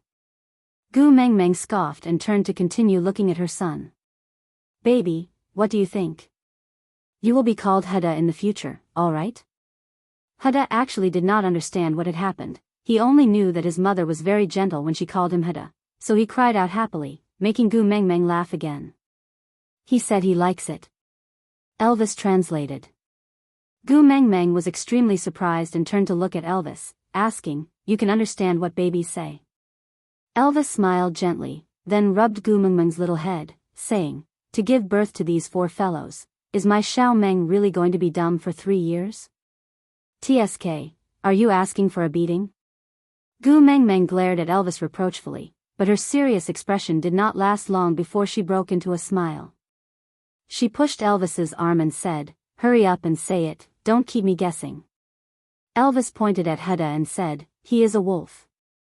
Gu Mengmeng nodded, indicating that she knew. Then, Elvis pointed at himself and said, "I'm also a wolf." Gu Mengmeng blinked her eyes and said, "But at my place, the sounds that newborn babies make are all meaningless. It's impossible for us to understand them." Elvis leaned close to the side of Gu Mengmeng's face and licked her little earlobe lightly. Then, he blew his warm breath on her earlobe and said gently, "Wolves will never make meaningless sounds, never." Gu Mengmeng's face was filled with tears. Gu Mengmeng's heart pounded. They were clearly an old married couple, right? They had already given birth to 4 sons, but she could feel that Elvis's hormones were getting stronger by the day. Just by being so close to him, her heart could not stop beating. Aside.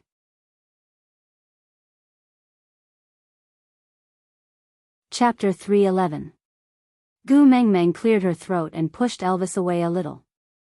She swallowed her saliva and secretly heaved a sigh of relief at an angle that Elvis could not see. Then, she said, "All right, since Huda likes his own name, that's great. Next." Gu Mengmeng patted the 4th brother who was still fighting with Huda lightly and said, "It's time to give him a name." Gu Mengmeng thought for a while and had an idea in her mind. But before she said it out, she decided to respect her son's opinion first. So, she said to Elvis, "Help me ask the 4th brother if he has any thoughts on his own name. If he has a name he likes, then let's go with it. He doesn't have any objections." Elvis answered on behalf of the 4th brother without even thinking. "You haven't even asked, how do you know he doesn't have any objections?" Gu Mengmeng pouted, dissatisfied with Elvis's perfunctory reply. Elvis laughed and used his finger to poke the 4th brother's head. He said coldly, "The weak don't have the right to decide their own fate. Whatever you want him to be called, he will be called. If he doesn't like it, he can just change it on the day he defeats me." Gu Mengmeng face-bombed. If she had learned higher mathematics better, she could have calculated the size of her son's psychological trauma. However, the fourth brother's reaction was not as hurt as Gu Mengmeng had expected. Instead, he was full of vigor. He straightened his neck and howled at Elvis. If not for the fact that his voice was too childish and his appearance was too adorable, he would have looked very imposing. Elvis sneered and raised one of his eyebrows, saying, "All right, I'll wait." Gu Mengmeng was in a completely dumbfounded state. She had the misconception that her husband and son were using a different dialect to communicate with her. She could not bear to pat her son, so Gu Mengmeng patted Elvis's arm and asked, "What are you two talking about? Can you bring me along?"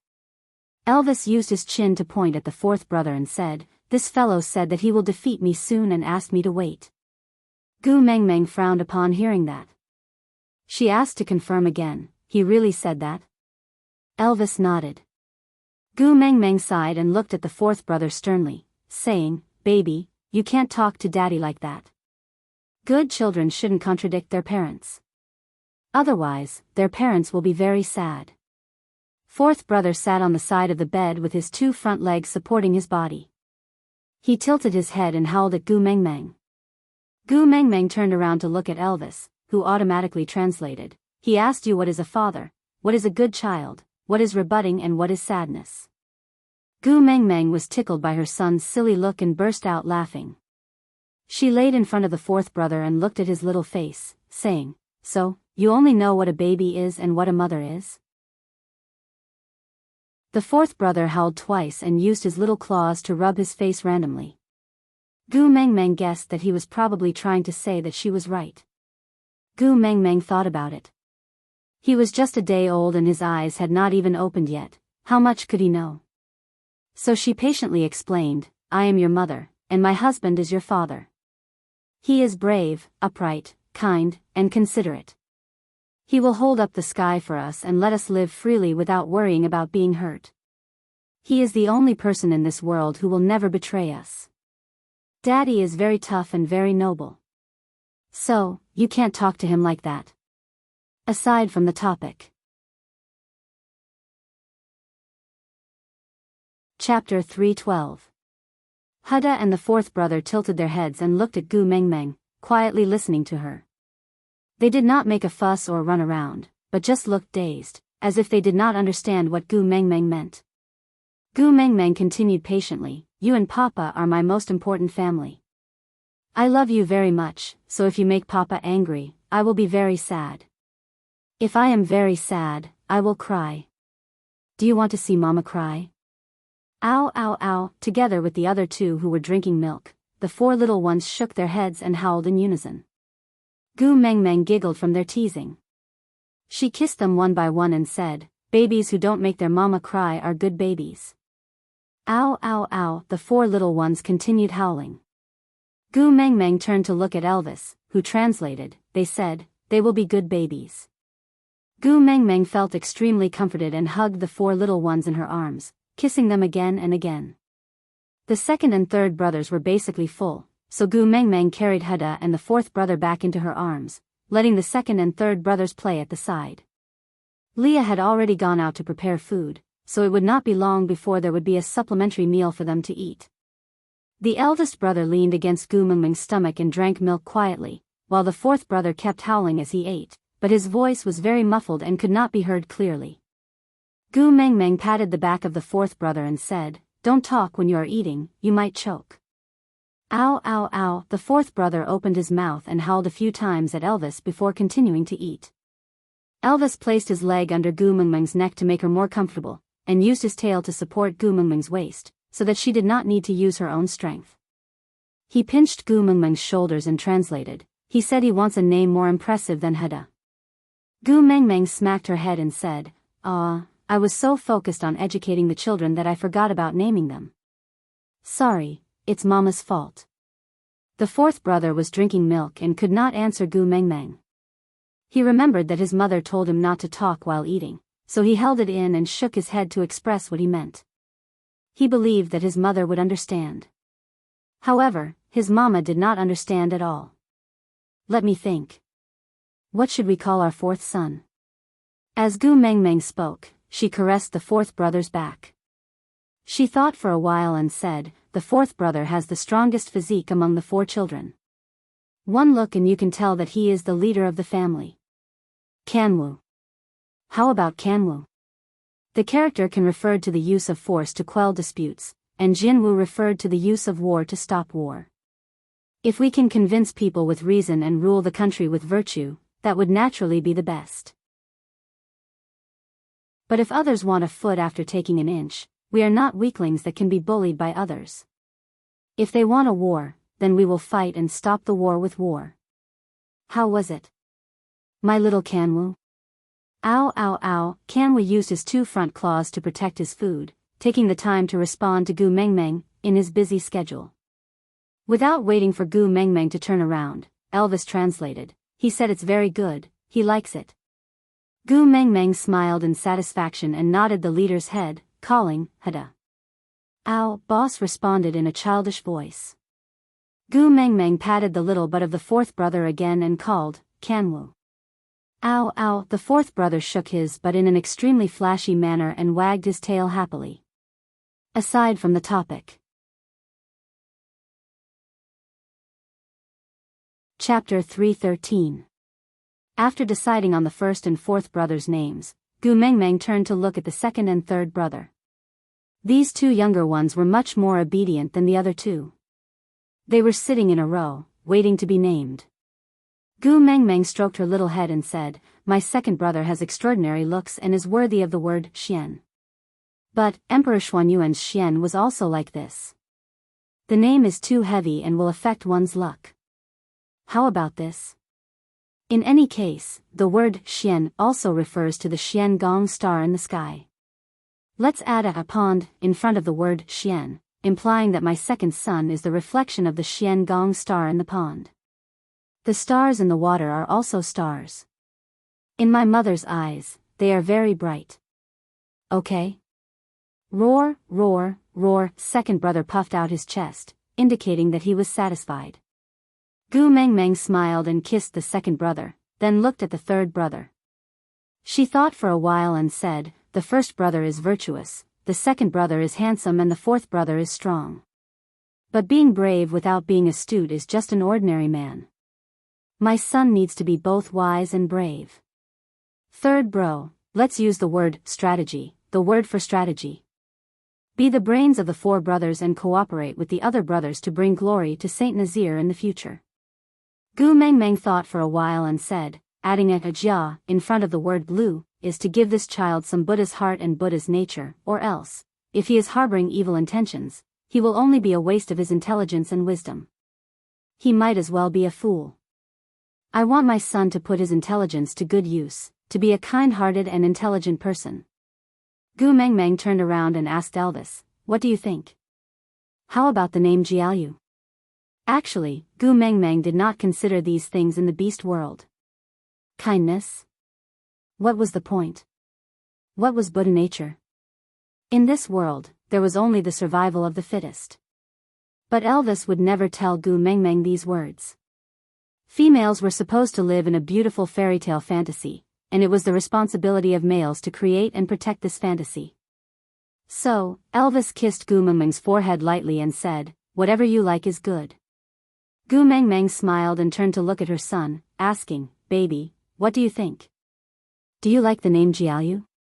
Actually, not only did Jiaoyu not understand Gu Mengmeng's explanation just now, even Elvis might not have understood it. But Jiaoyu remembered that his mother had told him not to go against his parents, or else his mother would cry in sadness. He did not want his mother to cry, so since his mother wanted him to be called Jiaoyu, then he would be called Jiaoyu. So little Jiaoyu nodded and even nudged his head against Gu Mengmeng's palm. He was obedient and considerate towards his mother. Heda, Qi-Xian, Jiaoyu, Kanwoo. Gu Mengmeng called out the names of her 4 sons one by one. The 4 little fellows were like musicians under the direction of a musician, raising their heads in response when their names were called. The other 2 stopped drinking milk and only used their hands to lay on Gu Mengmeng's chest, raising their upper bodies to respond to their mother's call.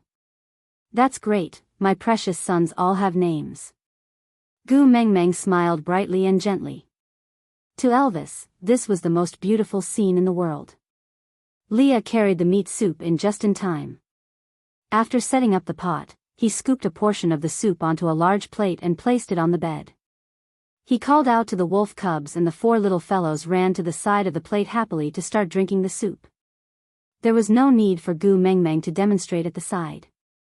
Gu Mengmeng was surprised and raised her head to ask, "They can understand your words?" Leah nodded and said, "Yeah, I have always been more talented in languages than the rest and I have been with Elvis for a long time, so I know how to communicate with the wolf cubs." Gu Mengmeng faintly felt that she had discovered something and asked, "Then why didn't you just use your language to teach them how to drink the soup just now and insisted on me demonstrating?" Leah shrugged his shoulders innocently, then pointed at Elvis and said, "Because he wanted to see." Gu Mengmeng turned around and Elvis was shocked. He rubbed his nose and said, "He was the one who came up with the idea. Aside from the topic, thank you, coward, for tipping 100 points.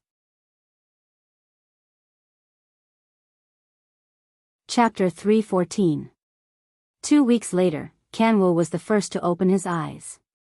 The son Elvis hated the most had a pair of eyes that resembled him the most. It was the same azure blue, like the sea of stars, captivating people. It was just that this pair of eyes was clearer and more transparent, filled with curiosity and yearning for everything, without the coldness and vicissitudes unique to Elvis. Gu Mengmeng was overjoyed. She held Kanwo's little face and looked at his eyes carefully, then looked at Elvis's eyes and smiled. "You are really biological children, aren't you two similar? You are the cartoon version, while Kanwo is the Q version. Ah, so loving." Elvis already harbored animosity and even murderous intent towards this little brat who caused Gu Mengmeng to suffer so much during the childbirth process. It was because of him that Gu Mengmeng suffered a stab to her body, and that stab was personally inflicted by him. At that moment, every drop of blood that Gu Mengmeng shed laid the foundation for him to despise this son in his heart. Elvis held on to Gu Mengmeng's waist, grabbed the back of Kanwo's neck and threw him back onto the bed. Then, he used his other hand to hook Gu Mengmeng's little face and stared straight into her eyes. "One pair of eyes like this is enough. Just look at me, don't look at him." Gu Mengmeng glared at Elvis. "How can you be like this? That is your biological son." Elvis lifted his chin, the corners of his lips turned downwards. He frowned and did not say a word. Gu Mengmeng sighed helplessly. This kind of daily struggle between father and son for attention really tired her out both physically and mentally. She could not even play with her son properly. Their father was a vinegar jar. "Kanwo just opened his eyes today and it's his first time seeing us. Can you be more friendly? On account that I fought so hard to give birth to him, why don't you give me a smile?" Elvis's face turned even colder. He glared daggers at Kanwo. "You almost lost your life to give birth to him." Gu Mengmeng used her elbow to poke Elvis's chest. "Then may I ask, which brother put them into my stomach?" Elvis was speechless. He frowned and lowered his head. Gu Mengmeng shook Elvis's arm and pleaded. All right, no matter what, isn't it good that our family is safe and sound now? Don't spoil the mood, smile." Elvis was helpless and forced the corners of his lips to curve upwards. But rather than saying it was a smile, it was better to say that he was baring his teeth. It was a very strange expression, as if he was threatening his opponent with a face full of unwillingness. Or perhaps, it was a little like a husky at the dentist's office. Gu Mengmeng could not help but laugh. She placed her palms together in front of her chest and said in an extremely exaggerated tone, "So handsome." Elvis was amused by Gu Mengmeng. His gaze was always gentle when it met hers. Only then was Gu Mengmeng satisfied. She leaned into Elvis's arms and said, "Isn't this good, a family, harmonious and beautiful?" Elvis caressed Gu Mengmeng's head and kissed her hair. He said in a helpless and doting tone, "As long as you're happy, I'll listen to you." Gu Mengmeng skipped to the side of the bed and carried Kanwo, who had just been thrown onto the bed. She kissed his little face and then placed Kanwo on Elvis's head. She smiled and said, "Tsk tsk tsk, is this the legendary fatherly love as heavy as a mountain?" "Hubby, to be honest, you look super stalwart and manly with Kanwo on your head." Elvis really did not like Kanwo, but he treasured Gu Mengmeng's smile. So even though he was unwilling, he did not throw Kanwo down. But he was willing, but it did not mean that Kanwo was willing too. A gush of warm liquid flowed down from the top of Elvis's head. Green veins popped up on Elvis's forehead instantly. Gu Mengmeng had never reacted so quickly in her life. She hugged Kanwo from Elvis's head and protected him in her arms. Then, the cave echoed with Elvis's, "Come over, I promise I won't beat you to death," and Gu Mengmeng's laughter and pleading for mercy on behalf of her son. Aside from the topic, this is the end of the explosive updates. All my babies, remember to join the group and participate in the activities. Please refer to the announcement in this article for the details of the activities. Also, after today's update, Wenwen's VIP group will be officially opened. After the activities, the method to join the VIP group will be announced in the group. After joining the V group, there will be no need to go online to look at Meet. Susu will directly send the document to the group. Also, from today onwards, there will be no more side events in the group. After all, side events are benefits for the babies who support Susu. Susu's meat, not everyone can eat it, right?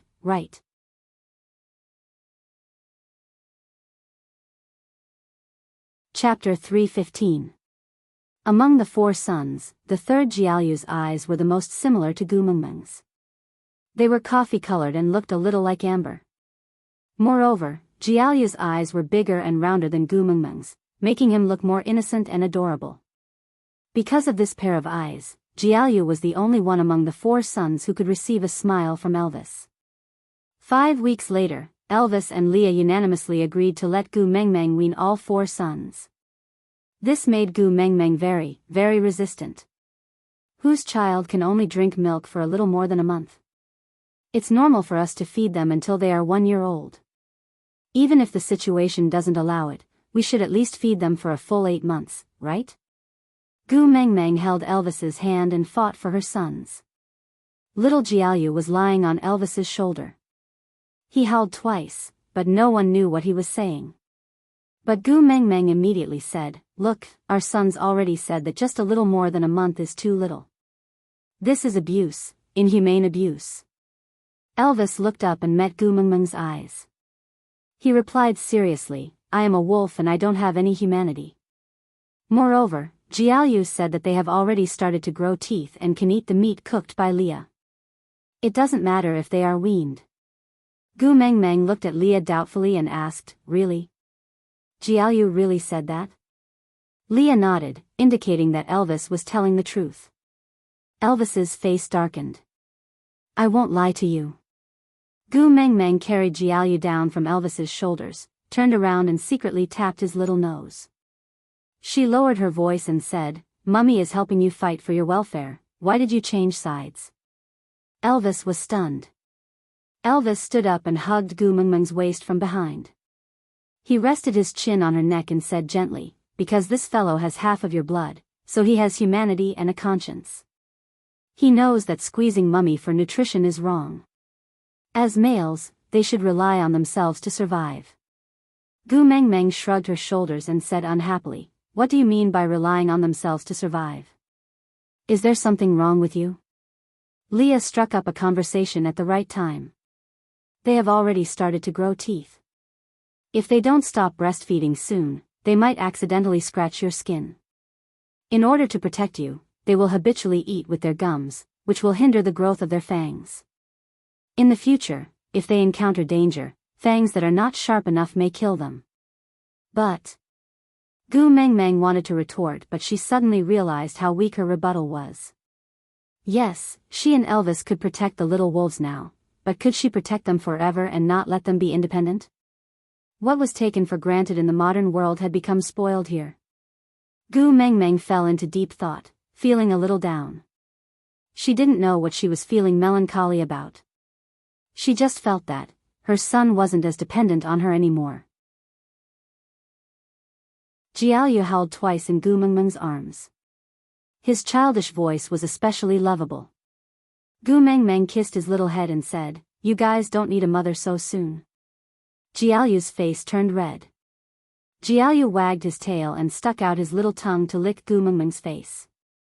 Then, he tilted his head and looked at Gu Mengmeng. He did not say anything, but Gu Mengmeng could feel his concern. Are you comforting Mummy? Gu Mengmeng smiled and said, Mummy is too useless. She actually let a 5-week-old baby comfort her. Ow ow, the other 3 little ones also gathered around Gu Mengmeng's feet. Their front paws clung onto her calves as they howled in a childish manner, as if they were saying, Mummy, don't worry, we won't leave you. Aside from the topic, come, babies, the quiz is starting. Please listen to the question. Chapter 3:16. In the 3rd week after the little wolves were weaned, the snow-sealed cave entrance started to loosen. Gusts of cold wind blew in, bringing with it a chill but no longer piercing to the bone. Elvis carried Gu Mengmeng and walked to the cave entrance. With a seemingly effortless push, the snow sealing the cave entrance scattered outwards like a plate of loose sand. Actually, the scene that Gu Mengmeng was looking at was not aesthetically pleasing. It was completely different from the scene of early spring. Instead, the unmelted snow had divided Saint Nazaire into many ravines. Although there was no pollution from car exhaust and the melted snow was still white and clear, Gu Mengmeng did not have any intention of stepping out of the cave.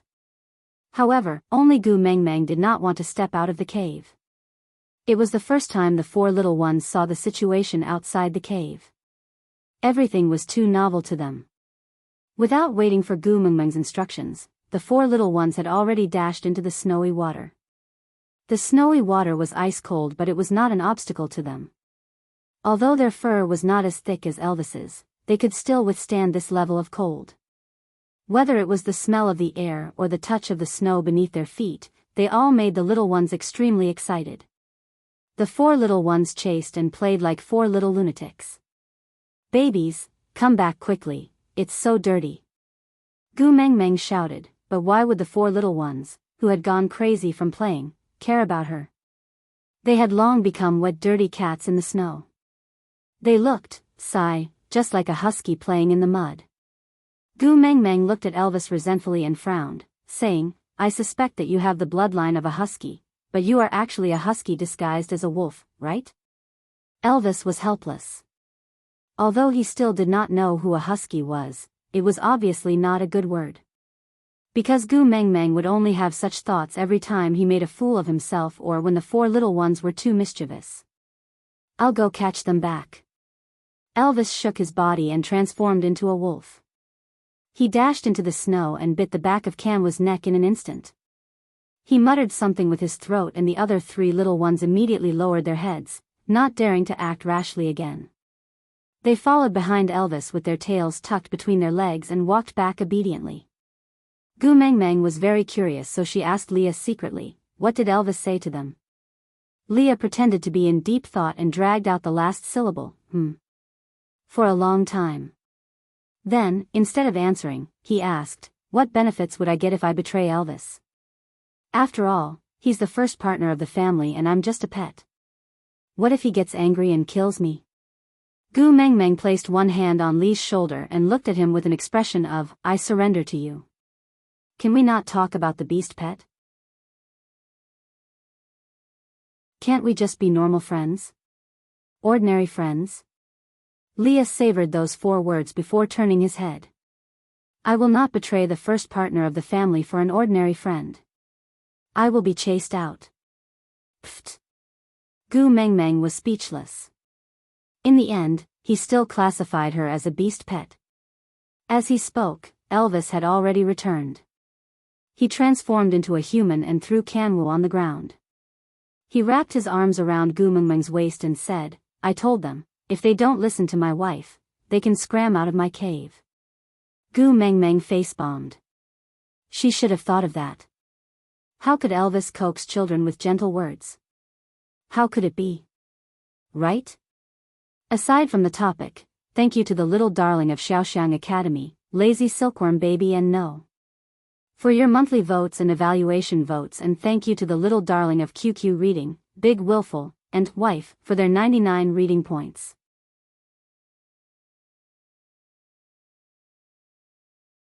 Chapter 317. In the end, Gu Mengmeng did not manage to hide back into the cave. Elvis transformed into a wolf and shook the black fur on his body. Leah carried Gu Mengmeng onto Elvis's back while he followed behind Elvis. His large tail swept across Gu Mengmeng's back from time to time, in a flirtatious manner. Just as Leah had said, he was dutifully playing the role of a vixen that was allowed by the legal wife. The 4 little ones were forbidden from running around on the snowy ground because of their mother. After all, they were still too young and could not transform like Elvis to get rid of the dirt on their bodies. If their fur remained wet, Gu Mengmeng was worried that they would catch a cold. So, Jiaoyu, the only one that Elvis liked, laid beside Gu Mengmeng's legs obediently, near Elvis's shoulder. The oldest, Hada, was carried in Gu Mengmeng's arms, acting cute to his mother from time to time. Second brother Qixian lay on Li's shoulder, his big eyes darting around. Everything he saw was novel and exciting. His 2 front paws tapped and clawed at Li's shoulder, whimpering in a childish voice that no one knew what he was saying. The most mischievous Canwa was carried in Li's arms because he was really too naughty. He kept wanting to run onto the ground and howled a few times, saying that he wanted to walk by himself. He only restrained himself after Elvis glared at him. He did not dare to make a fuss in the open, but he kept trying to escape from Li's arms secretly. Leah pinched his 2 hind legs and patted his little butt lightly with his other hand.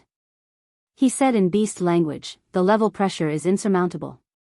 If you want to escape from my hands, you have to at least wait until you mate. So, you better give up. I won't let you do anything that will make your mother frown." Gu Mengmeng did not understand what he was saying. She turned back to look at Leah and Canwu. The 2 of them pretended that nothing had happened and smiled at Gu Mengmeng pretentiously. Elvis brought the whole family to the platform of the deity's punishment. It was very magical. The surroundings were filled with snowy water, except for this piece of rock which was very dry. Elvis leaped up and then laid down to let Gu Mengmeng down. When Gu Mengmeng carried her 2 sons and jumped down from Elvis's beast body, Leah had already transformed into a fox. He coiled his body in a nursing position and used his mouth to bite Gu Mengmeng's clothes, signaling her to sit on him. Gu Mengmeng shook her head and said, "Today is the day when winter ends. The tribesmen will all be coming over later. You are the tribe's witch doctor after all, you still need some face. Quickly change back." Leah did not force her. He just stood up and shook his body twice. His fluffy white fur looked like he was filming a shampoo commercial. But Leah did not transform into his human form, neither did Elvis. The 2 of them stood side by side at the edge of the platform of the deity's punishment. They didn't talk to each other, but they looked up to the sky and roared in unison. Howl. As Elvis and Lee's cries stopped, the cries of different beasts echoed from afar. Roar. Ao ao. Then, Gu Mengmeng saw ferocious beasts approaching them one after another. If it was in the past, Gu Mengmeng would definitely feel very scared. But now, she only felt very happy. That was great. Everyone had successfully survived the winter. She had been worried that she would not be able to see many familiar faces again after the beginning of spring. That was great. Aside from the topic, thank you to Xiaoxiang Academy's baby, Sway, for giving me 2 monthly tickets. So touched. Chapter 318. Gu Mengmeng wanted to find someone she was familiar with among the beasts, but to her, everyone's beast form was no different from normal wild beasts. She really could not tell who was who. However, it was easy to distinguish the female sitting on the back of the male beast. From afar, Gu Mengmeng saw a soft and adorable girl wearing an oversized beast skin dress. She was rubbing her eyes as she sat on the back of a golden cheetah, walking towards them. Gu Mengmeng recognized that pair of ears, but did not dare to recognize that face.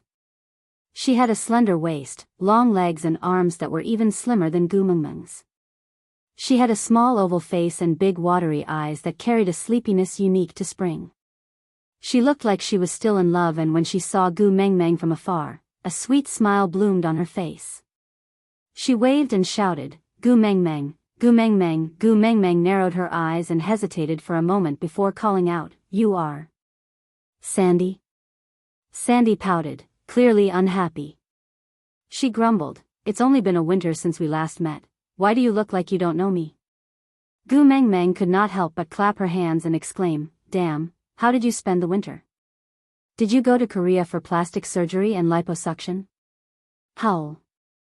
The golden cheetah that was carrying Sandy lowered its head and scratched the ground with its front paws, making a sound that no one knew what it was trying to say. Sandy smiled and hugged the cheetah's head to kiss it. "It's good enough that we survived. Who wouldn't be skinny? Don't worry, I will work harder to eat more this year. This way, I will be fatter next spring." Gu Mengmeng's mouth twitched as she squatted beside Sandy. She pointed at the cheetah and asked, "This fellow is Bode?" Sandy nodded and said, "Yes, I only have one partner, Bode, who is a cheetah." Gu Mengmeng asked again, "Why doesn't he transform into a human? Is he pretending to be a naughty cheetah?" Sandy smiled and said, "Although we have more food stored this year than in previous years, it is still not enough to fill their stomachs. It's already not easy for all of them to survive. They don't even have the energy to transform into a human now. But when the tribe leader brings everyone out to hunt and have a full meal, they should be able to transform back by the time they return." Gu Mengmeng replied with an "oh," not really understanding, thinking to herself that he was just starving. Just as she was about to say something, the four little ones could no longer hold back their excitement and rushed to Gu Mengmeng's feet. They circled around her, wagging their heads and wagging their tails as they howled. Gu Mengmeng patted their little heads and asked, "What's wrong? Didn't you just eat when you left? Are you hungry again?" Roar, roar, roar, the little fellows shook their heads vigorously. "Then what do you want to do?" Gu Mengmeng felt a deep sense of sorrow. Damn, she actually had a language barrier with her own son. Sandy held Gu Mengmeng's hand in disbelief, her eyes widened to an unprecedented degree. She pointed at the four little ones and stammered, Gu Mengmeng, these are your sons? You gave birth during the winter? You gave birth to him?" Gu Mengmeng found it rather funny and pulled Jiaoyu, who was lying on her knees, into her arms with one hand. She pressed her face against Jiaoyu's and said, "You are my biological son, I guarantee it. How was it? Don't they look like me?" Sandy nodded her head like a pounding garlic. The admiration on her face had already broken through the horizon. Tears welled up in her eyes and she was about to lose control of her emotions. She hugged Gu Mengmeng excitedly and said incoherently, "That's great, that's great. We finally have cubs." Aside from the topic, thank you to the baby of Xiaoxiang Academy, Orchid Jade Tree, for the 4 monthly tickets and 1 flower. Love you.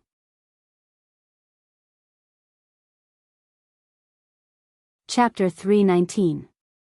The corners of Gu Mengmeng's mouth twitched, not knowing whether to laugh or cry. Why was Sandy's words so misleading?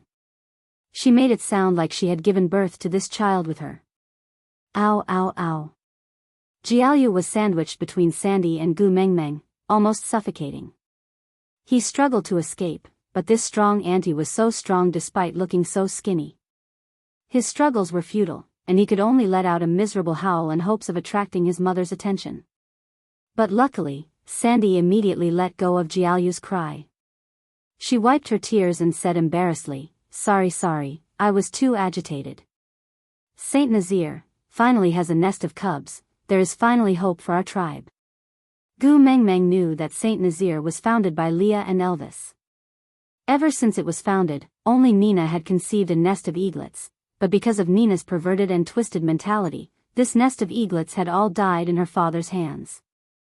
And after that, Saint Nazir did not have any more cubs born. Every winter, a batch of male beasts would die, and during the spring beauty pageant, the tribe's first beauty would come forward to attract a new batch of male beasts to the tribe to replenish their numbers. But no one knew how many of these replenishing members would survive the next year, so the cohesiveness of Saint Nazir was not as strong as other tribes with strong reproductive abilities. Because there were only 2 core members in Saint Nazir, Leah and Elvis. The other males who had already mated would follow their females. If one day the female was unhappy and wanted to leave Saint Nazaire, the males would definitely follow her. And the males who did not mate would most likely take a liking to a female from another tribe during the beauty pageant the next year, and run off with her, so, it was a very important matter to have their own cubs. This meant that the number of core members in the tribe would increase.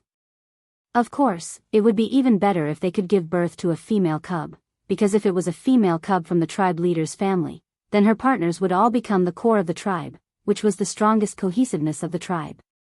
However, to a tribe like Saint Nazaire, which had always been short of manpower, it was already a joyous occasion for them to have these 4 new troops.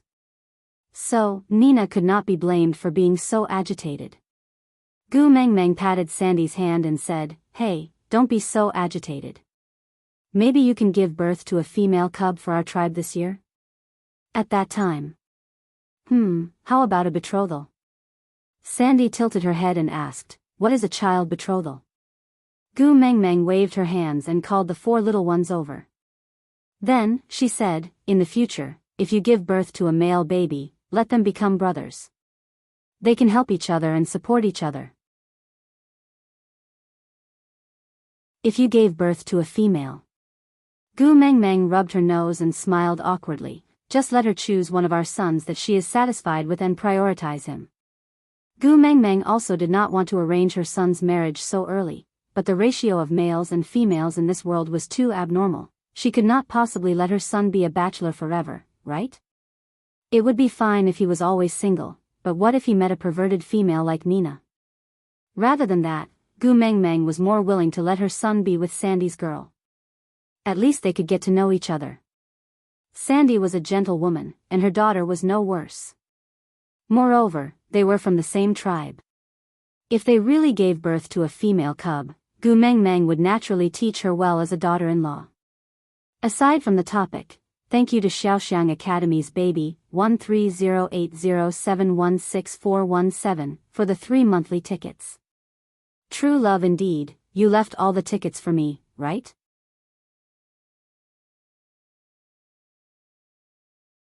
Chapter 320. All right. Sandy agreed readily and smiled sweetly. "If I can really give birth to a female cub, I will let her choose your son as her first partner." Gu Mengmeng laughed happily and pushed her sons' butts. "Hey brats, aren't you going to greet your future mother-in-law?" "Mother-in-law?" Sandy tilted her head and asked. "It means the mother beast of one's female partner. We call it mother-in-law over there." Gu Mengmeng explained. "Then what should the father beast of the female partner be called?" Sandy asked. "Father-in-law." Gu Mengmeng answered without hesitation. Sandy tapped her chin and thought for a while before saying, "So Elvis has to call Leah father-in-law now?" Pfft. Gu Mengmeng choked on her own saliva. She laughed dryly. "Your burning heart for gossip, can't you think of something else?" Sandy chuckled and said, "Seeing that you and Elvis have finally become partners, I feel much more at ease. You don't even know how worried I was that you would leave Saint Nazaire. I even thought that if you were to leave, no matter where you go, I will follow you. Although Saint Nazaire is really important to me and my life here has always been stable, I don't want to leave you." Sandy hugged Gu Mengmeng's waist and said coquettishly. Gu Mengmeng patted Sang's back as if she was coaxing a child and said, not leaving, I am still waiting for my son to marry your daughter." The 4 little ones were completely uninterested in things like mother-in-law, especially when this mother-in-law occupied their mother the moment she came. Usually, their mother would hug them, but now, she was hugging this auntie with monstrous strength. TSK, so disgusted. The 4 little ones snorted and ran to one side to play. Seeing that the 4 little ones had left, Sandy then sat up straight and asked softly, "Where is Elvis's mark on your body? Can I see it?" Gu Mengmeng tugged at her collar and revealed her collarbone. A black wolf stood there arrogantly, with its head held high and chest puffed out, looking valiant and formidable. "Ah, it's already so close to the heart. He must be overjoyed, right?" Sandy nudged Gu Mengmeng lightly in a flirtatious manner, then glanced at Elvis from the corner of her eyes. She covered her mouth and giggled. Gu Mengmeng pursed her lips and said, "Actually, I feel a little guilty." It would be great if I could imprint it on my heart. Now. I always feel like I'm being disloyal. Sandy shook her head in disagreement and said, his imprint wasn't branded on your heart, which proves that he didn't work hard enough. How can you be blamed for this? Gu Mengmeng smiled but did not retort. Because she knew that the concept of the beast world was different from hers. No matter what she said, Sandy would not be able to understand. So Gu Mengmeng changed the topic and asked, what about you? Where is your mate Mark? Why haven't I seen it before? Sandy turned around and moved the tube top upwards. Gu Mengmeng saw Bode's mark where the tube top was originally covering. Ah, on my back. It's also very close to the heart. Sandy nodded and said, of course, he's my first partner after all. If you don't like him, why would you choose him? Gu Mengmeng nodded, then asked, what about the others? Don't you have 8 partners? Sandy nodded and lifted her beast skin skirt. On her thighs were a bear and a wolf. Gu Mengmeng knew the bear was a dolly, the one who was almost beaten to death by Nina's partners before winter. Gu Mengmeng also knew the wolf, but she could not remember its name. Aside from the topic, thank you to the little babies from Shaoxiang Academy, QQ3A811FB6E1042, Fang Shuier, Drunk Meng Qianro, and Mao was for their monthly votes. Love you all, Mwax.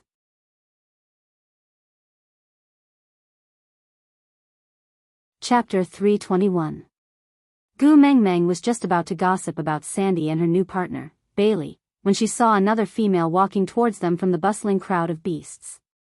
Gu Mengmeng's lips twitched and she sneered, why is it that you look like you went through plastic surgery this winter, but this fellow is still as fat and ugly as before? Sandy followed Gu Mengmeng's gaze and twitched her lips, she's like this every year, I wonder how many of her partners she has eaten this year. Gu Mengmeng's hair stood on end and she looked at Sandy as if she had seen a ghost. She eats her partners every year? Sandy nodded and said, to her, partners are like stored food during winter. Therefore, she didn't reject any of the males who expressed their love to her and accepted them all. But some males don't even have the chance to mate and become food in her stomach. Here, look. As Sandy spoke, she used her fingers to count the heads of Nina's family. But Gu Mengmeng heard that she was not counting, but reading names. After counting once, she said, Quentin and a few first-level orcs who joined Saint Nazir last year are missing. Hearing Sandy's words, Gu Mengmeng then took a closer look at Nina's partners. Indeed, there was no eagle. Although Gu Mengmeng could not recognize the male beast in his beast form, Quentin was the only eagle beast in the entire Saint Nazir. What's more, he had the same size as the eagle in the Return of the Condor heroes. Moreover, with Quentin's hands, she could recognize him no matter how hard she tried. And with a glance, Quentin was indeed nowhere to be seen. Gu Mengmeng went to count again, 28. Nina's partners were only left with 28. Gu Mengmeng asked softly, Elvis said that every year at the beginning of spring, everyone in the tribe will come out to participate in the first hunt. And no one will stay in the cave to look after the house, is that true? Sandy nodded as a reply. Gu Mengmeng asked again, so all her males are here? Sandy still nodded. Gu Mengmeng felt a wave of nausea in her stomach. She forced herself to suppress it before saying, Elvis said she had a total of 43 partners and now there are only 28 left. That means she ate 15 of her partners this winter? Sandy counted her fingers and said with some embarrassment, I only know that Nina originally had 43 partners. This is the number that Leah counted, it can't be wrong. But how many are there now, and how many are missing? I don't know how to count, so I can't tell. Gu Mengmeng patted Sandy's arm and said, she is so perverted, why are there still males willing to mate with her? Don't you want to live anymore? Sandy smacked his lips and said, even if they know that they might become her next meal, many males are still willing to exchange their lives for the right to mate with her.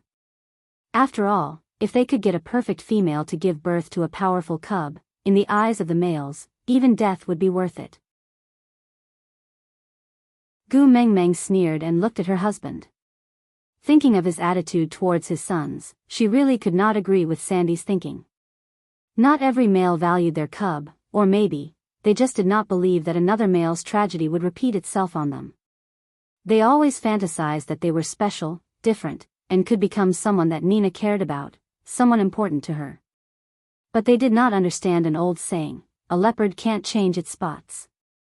To put it bluntly, a dog can't change its spots. Nina's nature was selfish and twisted. No matter how passionate her love was, it could not warm her heart that was as hard as a rock.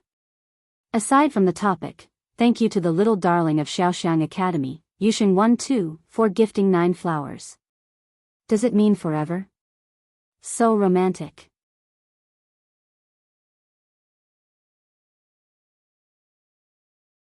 Chapter 322. As she spoke, Nina had already walked in front of Gu Mengmeng. She smiled in what she thought was a flirtatious manner, but when her gaze landed on Huda and his brothers, her bean-sized eyes were filled with a viciousness that could not even be contained in the universe. You actually gave birth to wolf cubs during winter? Nina looked at Gu Mengmeng with a twisted expression. The flesh on her face trembled, clearly filled with anger and jealousy. Gu Mengmeng did not want to talk to her. She called her sons and pulled Sandy back. Nina did not want to let Gu Mengmeng leave. She grabbed onto Gu Mengmeng's arm from behind. Gu Mengmeng instinctively took a step back and leaned forward. She held on to Nina's wrist and exerted strength from her waist, doing a beautiful shoulder throw. Nina was thrown onto the ground with her limbs spread out. She was in so much pain that she was moaning. Seeing that Nina dared to bully their mother, the 4 little ones bared their teeth and rushed to Nina's side, biting her hand that was grabbing onto Gu Mengmeng just now. Ouch! Little brats, why aren't you letting go? I'm a precious complete female, how dare you bite me? I'm going to ask my males to kill you. Nina swung her arm with all her might, trying to shake the 4 little ones off. But how could the 4 little ones be afraid when they were angry? If someone bullied their mother, not to mention a fat chicken, even if it was their father, the 4 of them would still bite him. Gu Mengmeng stepped on Nina's shoulder, causing Nina, who had just sat up, to fall back onto the ground. She leaned forward and placed her elbows on her knees. She squinted at Nina and asked coldly, "Who do you want to ask your males to kill?" Gu Mengmeng's expression was especially terrifying. Nina bit her lower lip and did not dare to reply. She was in so much pain that her tears flowed freely.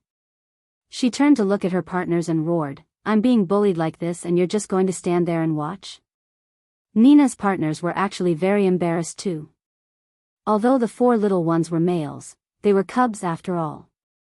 And not only were they the cubs of the tribe leader and the messenger of the beast deity, they were also the first cubs of Saint Nazir. They had an extraordinary significance to the entire tribe. They really couldn't bring themselves to do anything to a cub. Moreover, the person stepping on Nina was Gu Mengmeng. Not only was she a female, she was also the messenger of the beast deity. She was an existence that they did not dare to offend. If the one stepping on Nina was Elvis or Leah, then even if they knew they couldn't win, they could at most risk their lives for Nina. But now, how could they move? If you want to do something for your partner, you can challenge me. Leah was purely there to watch the show. He transformed into a human and stood behind Gu Mengmeng with a smile, facing Nina's partners who were hesitating but were at a loss of what to do. "Oh, let me introduce myself. I am Gu Mengmeng's beast pet, Leah." After Leah finished speaking, the entire Saint Nazir fell into a strange silence. Gu Mengmeng just wanted to slap Leah to death. What he said was equivalent to cutting off her own path of retreat. If Gu Mengmeng stood out to deny it now, it would be equivalent to abandoning Leah. With his status and reputation, the entire beast world would probably know that he had degenerated to become a beast pet and was even abandoned. He was betting his entire life, betting that if she still cared for him a little, she would not deny it in front of everyone. But, he won. Gu Mengmeng sighed. In the end, she did not say, "He's not," on the spot. Aside from the topic, thank you to the little baby from Xiaoxiang Academy, Snow on the Streets, for the flowers.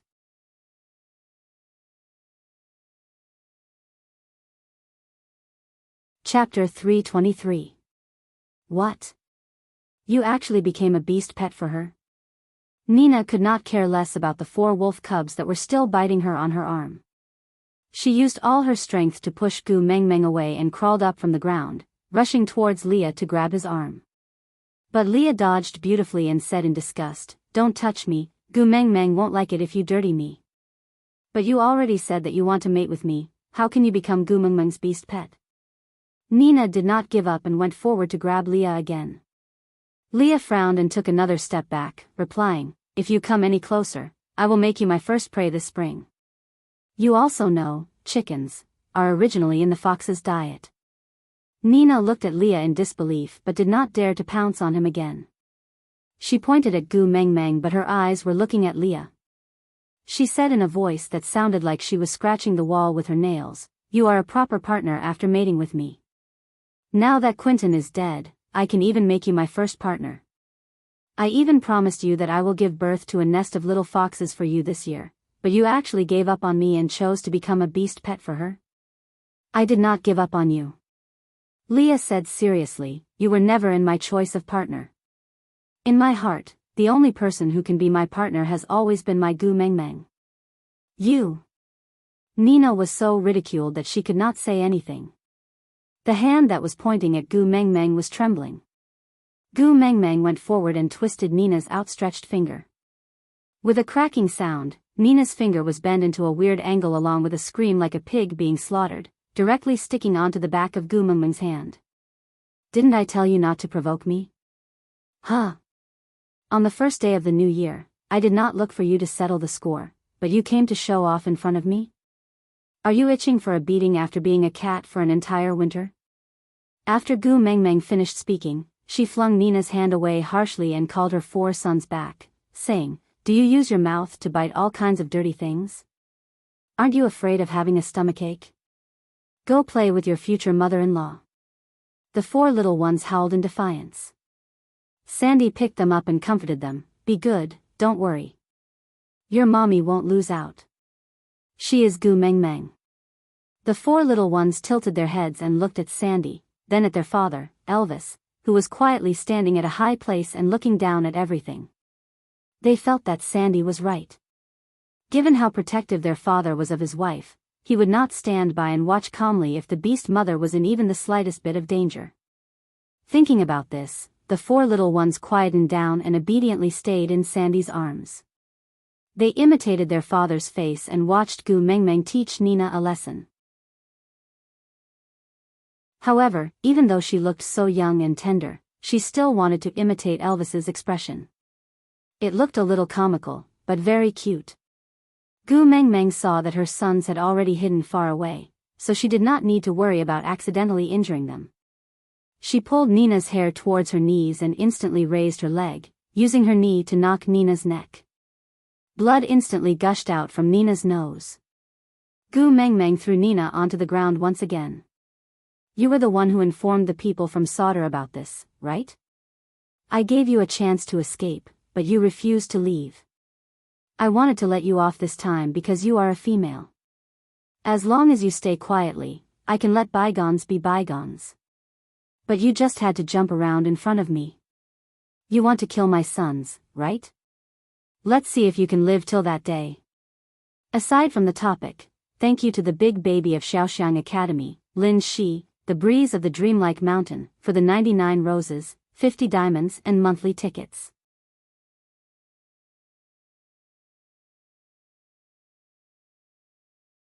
Chapter 324.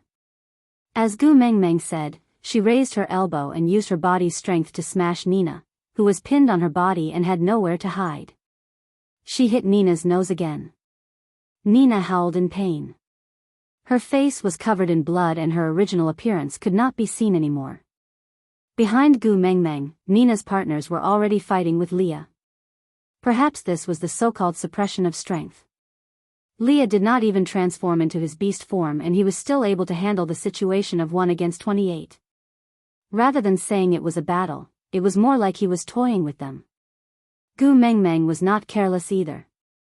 In the past, when she beat Nina, it was mostly because she was a bitch and was annoying. Gu Mengmeng had the intention to teach her a lesson, so she always showed mercy. However, after knowing that Nina had been eating her partner every year, her disgust for Nina had reached its peak. Therefore, when she heard that Nina wanted to kill her son, it was like throwing a lighter into a pile of gunpowder. It would be strange if it did not explode. If someone else said this, Gu Mengmeng might treat it as a joke that was not very funny and was just scaring a kid. But Gu Mengmeng did not dare to slight Nina. A person who could even eat her partners without any hesitation, what other perverted things would she not do? For her sons, Gu Mengmeng had the intention to kill this time. Raising a rock from the side, Gu Mengmeng aimed at Nina's head and was about to smash it. The rock stopped in front of Nina's face. Gu Mengmeng looked up and saw Elvis standing in front of her with the rock in his hand, looking down at her. Gu Mengmeng looked a little disheveled. Her hair was already in a mess and her body was covered in Nina's blood. When she saw Elvis, her eyes were watery. She was the one who kept beating them up, but she just felt so wronged.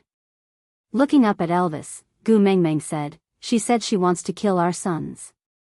Elvis nodded and took the rock from Gu Mengmeng's hand and threw it to the side.